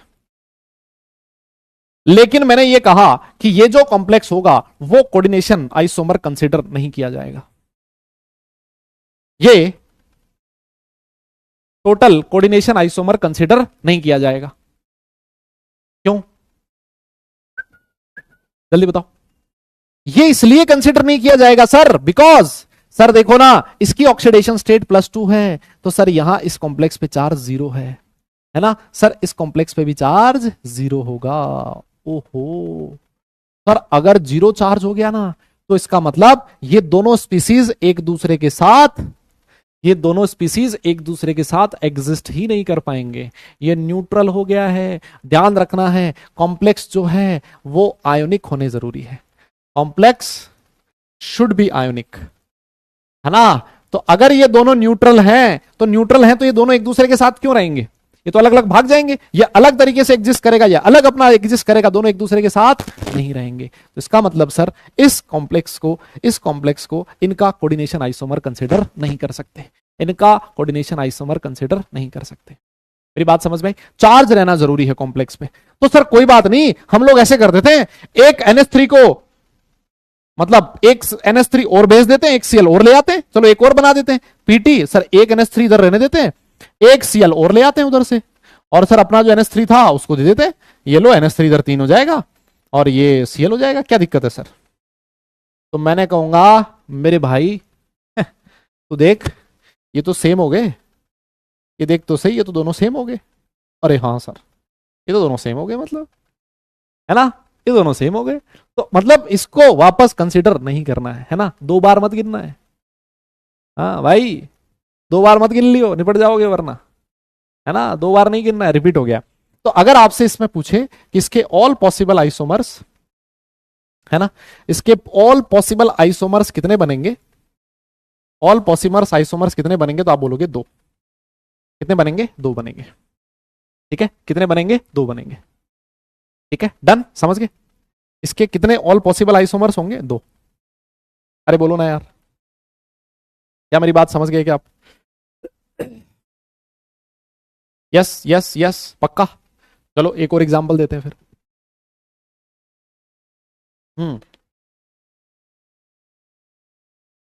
आओ सर, और एग्जांपल दे दो एक, लिखो, इसमें बताना मुझे इसके कितने आइसोमर बन सकते हैं। फिर अगला एग्जांपल दे दिया है मैंने, PT NH3 4 PTNS3 4 CuCl4 बनाओ जी, जल्दी से बना लो, जल्दी से बनाओ। इस केस में कितने बनेंगे? इस केस में टोटल आइसोमर्स कितने बनेंगे? जल्दी से बताइए।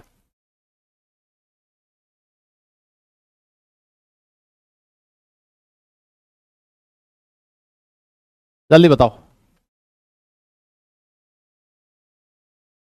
अरे बेटा 1 रह गया तो कर लेना ना यार खुद से, क्या तुम यार मतलब ऐसे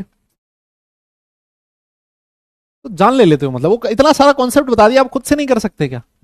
है सर एक सवाल फर्स्ट रह गया था, हाँ कोई बात नहीं, रह गया था, तुम निपटाओ उसको, तुम ही निपटाओ, तुम ही निपटाओ उसको। बताओ जी कितने बनेंगे? ऑल पॉसिबल आइसोमर्स बताने हैं, ऑल पॉसिबल आइसोमर्स मतलब सब कुछ गिनना है, इसको भी गिनना है। All possible isomers including this one also. आओ सर बनाते हैं। देखो सर पीटी जो है ना, कॉपर का ऑक्सीडेशन स्टेट +2 होगा, तब इसका कोऑर्डिनेशन नंबर 4 है। इसका मतलब सर इस कॉम्प्लेक्स पे -2 रहा होगा, इस कॉम्प्लेक्स पे +2 रहा होगा, और +2 है, ये सारा +2 पीटी पे आएगा, इसका मतलब इसका कोऑर्डिनेशन नंबर 4 है, बिल्कुल फिट बैठ रहा है सर। आप क्या करो, एक NH3 उधर भेज दो, एक Cl इधर ले आओ। सर यहां जो NH3 है वो 3 रह जाएगा, और यहां पर जो Cl है वो 1 रह जाएगा। कोई बात नहीं सर, इधर CuCl जो है वो 3 रह जाएगा, और एक NH3 और चला गया। मैंने कहा ठीक है भाई कोई दिक्कत नहीं है, लेकिन सर आज ना ऑक्सीडेशन स्टेट अगर इसका +2 रखना है तो यहां -1 चार्ज लगाओ और इस पे +1 चार्ज लगाओ। मैंने कहा ठीक है भाई लगा दिया, क्या दिक्कत है। और देखो सर एक काम और करो, आप NH3 एक और NH3 भेज दो सर उधर। मैंने कहा ले भेज दे, ये Cl2 हो गया, और सर इधर भी CuCl ट्वाइस और NH3 ट्वाइस हो जाएगा। लेकिन सर ये जो कॉम्प्लेक्स है इस केस में न्यूट्रल कॉम्प्लेक्स बन गए हैं, इस पे चार्ज खत्म हो गया, इसका मतलब इसको नहीं गिनना है, का मतलब इसको नहीं गिनना है, नहीं गिनना है, नहीं गिनना है। ठीक है बहुत अच्छी बात है। और देखो तो सर एक काम करो, और आप एक और NH3 भेजो उधर। ले भाई भेज दिया। Cl3 इधर एक ही Cl रह गया है और 3 NH3 हो गए। क्या ये रिपीट हुआ है क्या? चेक करना जरा, क्या ये रिपीट हुआ है क्या? सर नहीं रिपीट हुआ है।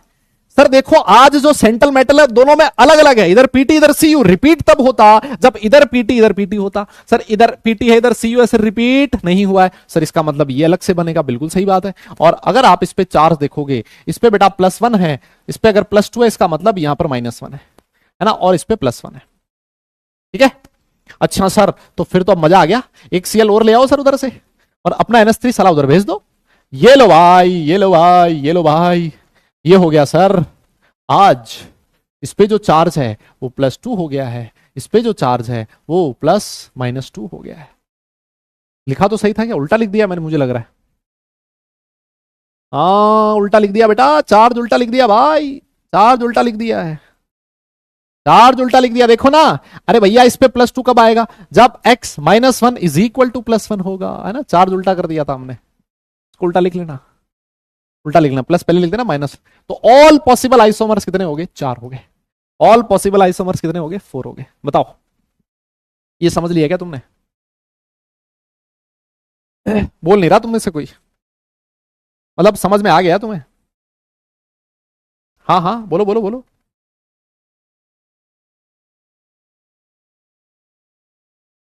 अरे बोल दो, सही कह रहा हूं क्या? डन, पक्का? बस ठीक है। हाँ मतलब इसको उल्टा लिख लेना यार, प्लस पहले लिख लेना माइनस बाद में। अरे समझने के लिए तो यार सही है ना, समझने के लिए तो सही है ना, क्या दिक्कत है? यस आओ जी, अब आ जाओ आगे। अब मैं आपको 2 क्वेश्चन होमवर्क में दूंगा। किस में दूंगा? होमवर्क में दूंगा। आओ जी, होमवर्क के 2 क्वेश्चन आपके सामने। ऑल पॉसिबल आइसोमर्स आपको बताने हैं, all possible coordination isomer, sorry है ना, ऑल पॉसिबल कोऑर्डिनेशन आइसोमर्स। ये हम लोग कौन से आइसोमर्स निकाल रहे हैं बेटा? ऑल पॉसिबल कोऑर्डिनेशन आइसोमर्स निकाल रहे हैं। कोई ये ना बोल दे कि ऑल पॉसिबल आइसोमर्स में, है ना, कोई ये ना बोल दे साहब ऑल पॉसिबल आइसोमर्स में इसमें आपने ज्योमेट्रिकल यूनिट्रिकल कंसिडर नहीं किए थे, है ना। वो कंसिडर नहीं कर रहे हैं, आप सिर्फ कोऑर्डिनेशन आइसोमर्स बताने। किस किस का? एक दे रखा आपको Cr NH36 Cr CN6, है ना, ये बताना है। दूसरा Cr NH36 CO CN6, है ना, ये दोनों। इनके सिर्फ और सिर्फ कोऑर्डिनेशन, है ना, सिर्फ और सिर्फ कोऑर्डिनेशन आइसोमर्स बताने हैं। ठीक है ना भाई। देखो इसका वो भी बनेगा, मतलब इसका कोऑर्डिनेशन के साथ साथ इसका वो आइसोमर भी बनेगा ना, कौन सा? अरे सीएन का एनसी लिंकेज आइसोमर भी बनेगा, है ना, लेकिन हमें वो नहीं बताना, हमें सिर्फ और सिर्फ कोऑर्डिनेशन आइसोमर्स पढ़ाना है, ठीक है ना। तो ये तुम्हारा होमवर्क है, इसको होमवर्क को खुद से करना। आगे चलते हैं और अगली आइसोमेरिज्म के बारे में बात करते हैं। इसका नाम है कोऑर्डिनेशन पोजीशन आइसोमेरिज्म। देखो जो क्वेश्चन पूछा जाता है ना, जनरली मैं आपको बोल देता हूं, जो क्वेश्चन पूछा जाता है वो यहीं तक पूछा जाता है, कोऑर्डिनेशन आइसोमर तक, है ना। अब ये वाली जो है मतलब वो तो ठीक है, अब लिखी है तो इनको पढ़ लेते हैं, और इनके बारे में आपको टेंशन लेने की इतनी ज्यादा जरूरत नहीं होगी, है ना, इतनी ज्यादा जरूरत नहीं होगी। बेटा डीपीपी मिला तो था, कल भी मिला था, आज भी मिलेगा, क्यों टेंशन ले रहे हो, है ना। हाँ आओ देखो, तो ये कोऑर्डिनेशन, अब ये बहुत आसान है, मैं एक एक एग्जांपल दूंगा और खत्म करूंगा, इसमें ज्यादा डिटेल में नहीं कराऊंगा। ये जो कोऑर्डिनेशन पोजीशन आइसोमेरिज्म है, ये तब शो होती है जब पॉलीन्यूक्लियर कॉम्प्लेक्सेस हो। कैसे हो? पॉलीन्यूक्लियर कॉम्प्लेक्सेस हो, पॉलीन्यूक्लियर कॉम्प्लेक्सेस हो या फिर ब्रीजिंग कॉम्प्लेक्सेस हो, एक ही तो बात होगी, पॉलीन्यूक्लियर कॉम्प्लेक्सेस या फिर ब्रीजिंग कॉम्प्लेक्सेस। पॉलीन्यूक्लियर कॉम्प्लेक्सेस या फिर पॉलीन्यूक्लियर ब्रीजिंग कॉम्प्लेक्सेस, मतलब एक से ज्यादा सेंट्रल मेटल होना जरूरी है, एक से ज्यादा सेंट्रल मेटल होना जरूरी है, ठीक है। आइए देखते हैं, नहीं मिली थी क्या कल? क्या बात करते हो, कल नहीं मिली थी तुम्हें डीपीपी? अरे मैंने तो परसों भेज दी थी डीपीपी। चलो मैं डलवाता हूं, देखिए, ठीक है ठीक है, मैं डलवाता हूं, मैं चेक करता हूं क्या हुआ, मैं चेक करता हूं। हम्म। है ना, मैं भिजवाता हूं, चलो अभी तुम्हारे सामने ही कॉल लगा देता हूं मैं, अभी तुम्हारे सामने ही कॉल लगा देता हूं मैं। रुको रुको रुको, क्या नाम है मैडम का? अभी लगा देते हैं कॉल तुम्हारे सामने ही।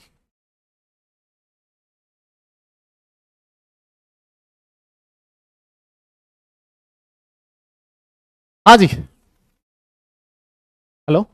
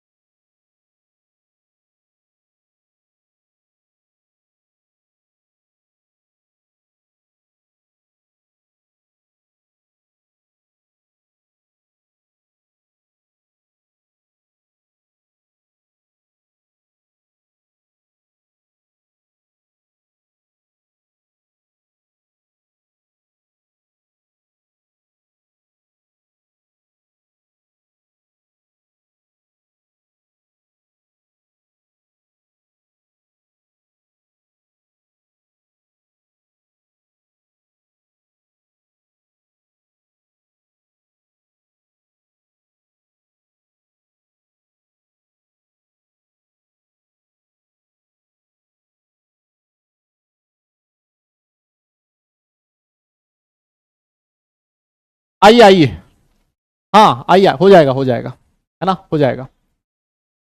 देखो जी, तो कोऑर्डिनेशन पोजीशन आइसोमेरिज्म का मैं आपको एग्जांपल देता हूं। एक मैंने एग्जांपल लिखा है NH3 4, है ना, यहां लिखा है CO, यहां OH, यहां OH, CO, NH3 twice, Cl twice, ठीक है। ये आपके सामने कॉम्प्लेक्स है, ठीक है। क्या ये पॉलीन्यूक्लियर कॉम्प्लेक्स है? चेक करो, क्या ये पॉलीन्यूक्लियर कॉम्प्लेक्स है? अरे बोलो, क्या ये पॉलीन्यूक्लियर कॉम्प्लेक्स है? सर बिल्कुल है, बिल्कुल है सर, बिल्कुल है। तो आप क्या करो, इधर से NH3 हटाओ, एक NH3 इधर ले जाओ और एक Cl उधर से इधर ले आओ, है ना। NH3 तो 3 हो जाएगा, एक Cl आ जाएगा, ठीक है सर। ये रहा CO, OH, OH, ये रहा CO, इधर हो गया सर क्या, NH3, NH3 3 हो गया सर, है ना, NH3 3 हो गया सर, एक हो गया Cl, ठीक है, और SO4, यस SO4। सर एक और NH3 ले जाएं क्या उधर? अरे मुन्ना एक और NH3 चला गया ना तो NH3 4 हो जाएगा, वो तो यही बन जाएगा वापस, है ना, वो तो यही बन जाएगा, वो तो यही बन जाएगा। समझ गए क्या मेरी बात? तो हो क्या रहा है, जब भी आपका पॉलीन्यूक्लियर कॉम्प्लेक्स आ जाए, जब भी आपका पॉलीन्यूक्लियर कॉम्प्लेक्स आ जाए, उस पॉलीन्यूक्लियर कॉम्प्लेक्स में अगर दो सेंट्रल मेटल हैं, उसमें आपस में अगर लिगेंड एक्सचेंज हो रहा है ना, ये तो चीख चीख के तुम्हें कहेगा कि मैं कोऑर्डिनेशन पोजीशन हूं, मैं कोऑर्डिनेशन पोजीशन हूं, क्योंकि तुम्हें कॉम्प्लेक्स जो मिलेगा उसमें एक से ज्यादा सेंट्रल मेटल रहेंगे, है ना। ब्रिजिंग कॉम्प्लेक्स बोल सकते हो ना, ये ब्रिजिंग कॉम्प्लेक्स है, देखो OH ब्रिजिंग लिगेंड की तरह बिहेव कर रहा है तो ब्रिजिंग कॉम्प्लेक्स हो गया। डन। तो बहुत आसान है ये तो, है ना, आपस में लिगेंड एक्सचेंज करवाने बस दो मेटल के पास। फिर उसके बाद आगे चलते हैं, एक आइसोमेरिज्म के बारे में और पढ़ लेते हैं जिसका नाम है लिगेंड आइसोमेरिज्म, है ना। 2 मिनट और लूंगा मैं तुम्हारे भाई, 2 मिनट और लूंगा मैं, बस ज्यादा टाइम नहीं लूंगा, सिर्फ और सिर्फ 2 मिनट, है ना। इतना सा तुम थोड़ा सा वेट कर लेना, सिर्फ 2 मिनट, ठीक है। आइए मैं आपके सामने, ये आइसोमेरिज्म है, लिगेंड आइसोमेरिज्म, इस पे भी कोई बहुत ज्यादा क्वेश्चन बनता नहीं है एक्चुअली। जैसे मान लो मैंने एक एग्जांपल लिखा है CO NH3 4 PN3+, और एक और एग्जांपल लिख दिया CO NH3 4 TN3+। अब ये PN TN दोनों आपको लिखवा रखे हैं, यस, है ना, PN TN दोनों आपको लिखवा रखे हैं। सर PN क्या होता है? प्रोपाइलिन डाइअमाइन, ये देखो लिखवाया था तुम्हें, प्रोपाइलिन डाइअमाइन। देखो ये होता था इथाइलिन डाइअमाइन, ये क्या होता था सर? ये होता था इथाइलिन डाइअमाइन। सर इसका एक हाइड्रोजन हटा के CH3 लगा दीजिए, ये बन गया प्रोपाइलिन डाइअमाइन। क्या बन गया? Propylene diamine. यस सर ये है TN। TN क्या? Try methylene. देखो एक मिथाइलिन, दो मिथाइलिन, तीन मिथाइलिन, ट्राई मिथाइलिन डाइअमाइन। मुझे एक बात बताओ, क्या ये दोनों लिगेंड का केमिकल फॉर्मूला सेम है? क्या इन दोनों लिगेंड का केमिकल फॉर्मूला सेम है? चेक करना, क्या इन दोनों लिगेंड का केमिकल फॉर्मूला सेम है क्या? हाँ जी, हाँ जी, चेक करो, क्या इन दोनों लिगेंड का केमिकल फॉर्मूला सेम है? ये मेटल है ना, और ये वाला जो है ये है ये वाला। क्या इन दोनों लिगेंड का केमिकल फॉर्मूला सेम है? सर सेम ही लग रहा है। और सर ये लिगेंड जो है ना, ये आपस में, सर ये जो लिगेंड है ना, ये आपस में ही आइसोमेरिज्म शो कर रहे हैं। देखो ये लिगेंड लिगेंड ही आइसोमेरिज्म खेल रहे हैं, है ना, ये लिगेंड लिगेंड ही आइसोमेरिज्म खेल रहे हैं। दो NH2 1 2 पोजीशन पे लगे हुए हैं, और यहां दो NH2 1 3 पोजीशन पे लगे हुए हैं। तो अगर मान लो आपका लिगेंड में खुद में आइसोमेरिज्म हो, अगर आपका लिगेंड खुद पोजीशन आइसोमेरिज्म शो कर रहा है, तो जो ऐसे दो आइसोमर्स बनेंगे, इन दो आइसोमर को एक दूसरे के लिगेंड आइसोमर बोला जाएगा। मेरी बात समझ रहे हो? लिगेंड जो है उसका केमिकल फॉर्मूला सेम है, और लिगेंड खुद आपस में आइसोमेरिज्म खेल रहे हैं। ये देखो ये खेल रहे हैं जैसे। मेरी बात तुम्हें समझ में आई? यस। तो ऐसे आइसोमर्स को आप लोग बोल दोगे लिगेंड आइसोमर्स, है ना। इसके बारे में सच कोई ज्यादा क्वेश्चन नहीं पूछे जाते, बस इतना सा ध्यान रखें। डन। यस यस यस, ठीक है क्या? ये तो एनसीईआरटी में दे भी नहीं रखी है आइसोमेरिज्म्स। आसान है ना, आसान है ना? अरे बोलो। चलो जी, बहुत बढ़िया। अब इसके बाद एक अलग से आइसोमेरिज्म और है जिसका नाम है पॉलीमराइजेशन आइसोमेरिज्म, है ना। ये एक्चुअली इसको आइसोमेरिज्म कहना ही गलत है। क्या मिसिंग है? क्या मिसिंग है? कुछ मिसिंग नहीं है बे। हाँ, तुम्हारा दिमाग मिसिंग है मुझे लग रहा है। हाँ, ये जो आइसोमेरिज्म है सबसे लास्ट वाली पॉलीमराइजेशन आइसोमेरिज्म, इसको आइसोमेरिज्म गलत कहना ही गलत है। इसी वजह से मैंने इसको कोई टाइप नहीं लिखा है ना। देखो मैं 6 तक ही रुक गया हूं, मैं 6 तक ही रुक गया हूं, इसका 7वां टाइप नहीं लिखा है। तो सर ये आइसोमेरिज्म नहीं है तो इसको पढ़ा क्यों रहे हो? इसको सिर्फ इसलिए पढ़ा रहा हूं क्योंकि मार्केट में चल रहा है ना, बहुत सारी बुक्स में भी दिया हुआ है ये, ठीक है ना, इसलिए मैं पढ़ा रहा हूं। ये है क्या सर? फिर मैं आपके सामने दो कंपाउंड लिख रहा हूं, देखना, PTNS3 ट्वाइस Cl ट्वाइस। एक मैंने ये कंपाउंड लिखा है, और एक कंपाउंड लिखा है PTNS3 PTCl4। सर ये जो दोनों कंपाउंड्स हैं, इन दोनों का केमिकल फॉर्मूला ही डिफरेंट है। This is not the true isomerism, ये ट्रू आइसोमेरिज्म नहीं है। बिकॉज क्यों नहीं है? Molecular weight of isomers is different. इन दोनों का केमिकल फॉर्मूला डिफरेंट है, डिफरेंट केमिकल फॉर्मूला है, और अगर डिफरेंट केमिकल फॉर्मूला आ गया तो फिर उसको आइसोमर कह ही नहीं सकते, है ना। तो सर फिर इसमें सेम क्या है? इसमें सेम क्या है? इसमें सर सेम है सेम है एम्पेरिकल फॉर्मूला। क्या है? सेम एम्पेरिकल फॉर्मूला है। इसमें सेम क्या है दादा? एम्पेरिकल फॉर्मूला है। ठीक है ना सर? कैसे एम्पेरिकल फॉर्मूला सेम है? चेक करो सर, यहां एक पीटी, 2 NH3 2 Cl2 है। यहां पर सर 2 पीटी, 4 NH3 और 4 Cl4। रेशियो निकालो 1:2:2। यहां पर भी 1:2:2। देखना ना जरा, पीटी NH3 और Cl का रेशियो 1:2:2 है। यहां पर भी रेशियो 1:2:2 है। सर रेशियो सेम है, सर रेशियो सेम है, इंपेरिकल फॉर्मूला जो है वो सेम है, दोनों का इंपेरिकल फॉर्मूला सेम है, लेकिन मॉलिक्यूलर फॉर्मूला डिफरेंट है। तो ऐसे जो आइसोमर्स होते हैं उनको पॉलीमराइजेशन आइसोमर्स कहा जाता है ना। हालांकि ये अपने आप में ट्रू आइसोमरिज्म नहीं है ना। हाँ, सूडो आइसोमरिज्म इसको आप लोग कह सकते हो। बोलिए, ठीक है, डन? बताइए बताइए, डन? यहां तक हो गया? हो गया, हो गया, हो गया भाई लोगों, पक्का ना? तो ये ठीक है, लास्ट वाली 2-3 आइसोमेरिज्म हमने ऐसे ही पढ़नी है। ठीक है, हमें समझ में आ जाना चाहिए, हमें समझ में सब कुछ आ गया। अगर इन पे कभी क्वेश्चन भी आएगा तो हम लोग कर लेंगे, लेकिन क्वेश्चन पूछे जाने की प्रोबेबिलिटी कम होती है ना। ज्यादा क्वेश्चन हाइड्रेट आइसोमेरिज्म पे आते हैं, फिर साथ साथ वो तुम्हारा वो जो आइसोमेरिज्म है, आयनाइजेशन आइसोमेरिज्म इस पे आता है, लिंकेज आइसोमेरिज्म इस पे आता है, या फिर कोऑर्डिनेशन पोजीशन इस पे पूछा जा सकता है, कोऑर्डिनेशन पे पूछा जा सकता है ना, बाकी नहीं पूछा जाता। होमवर्क आपका, ये आपका पीडब्ल्यू का मॉड्यूल है, उससे कीजिएगा। आज आपको डीपीपी मिल जाएगी, हो सकता है कल वाली डीपीपी आज अपलोड हो जाए, तो हो सकता है 2 डीपीपी मिल जाए आपको। ठीक है ना, डीपीपी मिल जाएगी, मॉड्यूल मैंने बता दिया। और अगली क्लास में रिविजन करके आइएगा भैया, रिवीजन करके आइएगा अच्छे से, बिकॉज अगली क्लास में और धूम मचाने वाले हैं। ज्योमेट्रिकल आइसोमेरिज्म पढ़ेंगे, एकदम मजा आ जाएगा, मजा। ज्योमेट्रिकल में और ऑप्टिकल में जोरदार जबरदस्त रिवीजन हो जाएगा तुम्हारा। ठीक है, चलो फिर आज के लिए इतना ही करते हैं। कल है संडे, सारे लोगों का अगर कोई भी बैकलॉग बचा है, कुछ होमवर्क नहीं किया है, तो कल वाले दिन बैठ के निपटा लेना। कल वाले दिन बढ़िया ढंग से बैठ के निपटा लेना, रिवीजन कर लेना। ठीक है, ऑलराइट। चलिए फिर आज का सेशन खत्म करते हैं दादा, ज्यादा ले लिया मैंने, 5-7 मिनट ज्यादा हो गए एक्स्ट्रा। नेक्स्ट सेशन में मिलते हैं, लेकिन खत्म कर दिया टॉपिक में ना, इसीलिए लिया। चलो फिर नेक्स्ट सेशन में मिलते हैं। सारे लोग अपना ख्याल रखें, खुश रहें, हंसते मुस्कुराते रहें, और पढ़ाई जरूर करते रहें, क्योंकि काम पढ़ने से चलेगा, सिर्फ मुस्कुराने से नहीं। चलिए फिर, थैंक यू सो मच, टाटा bye bye, love you all.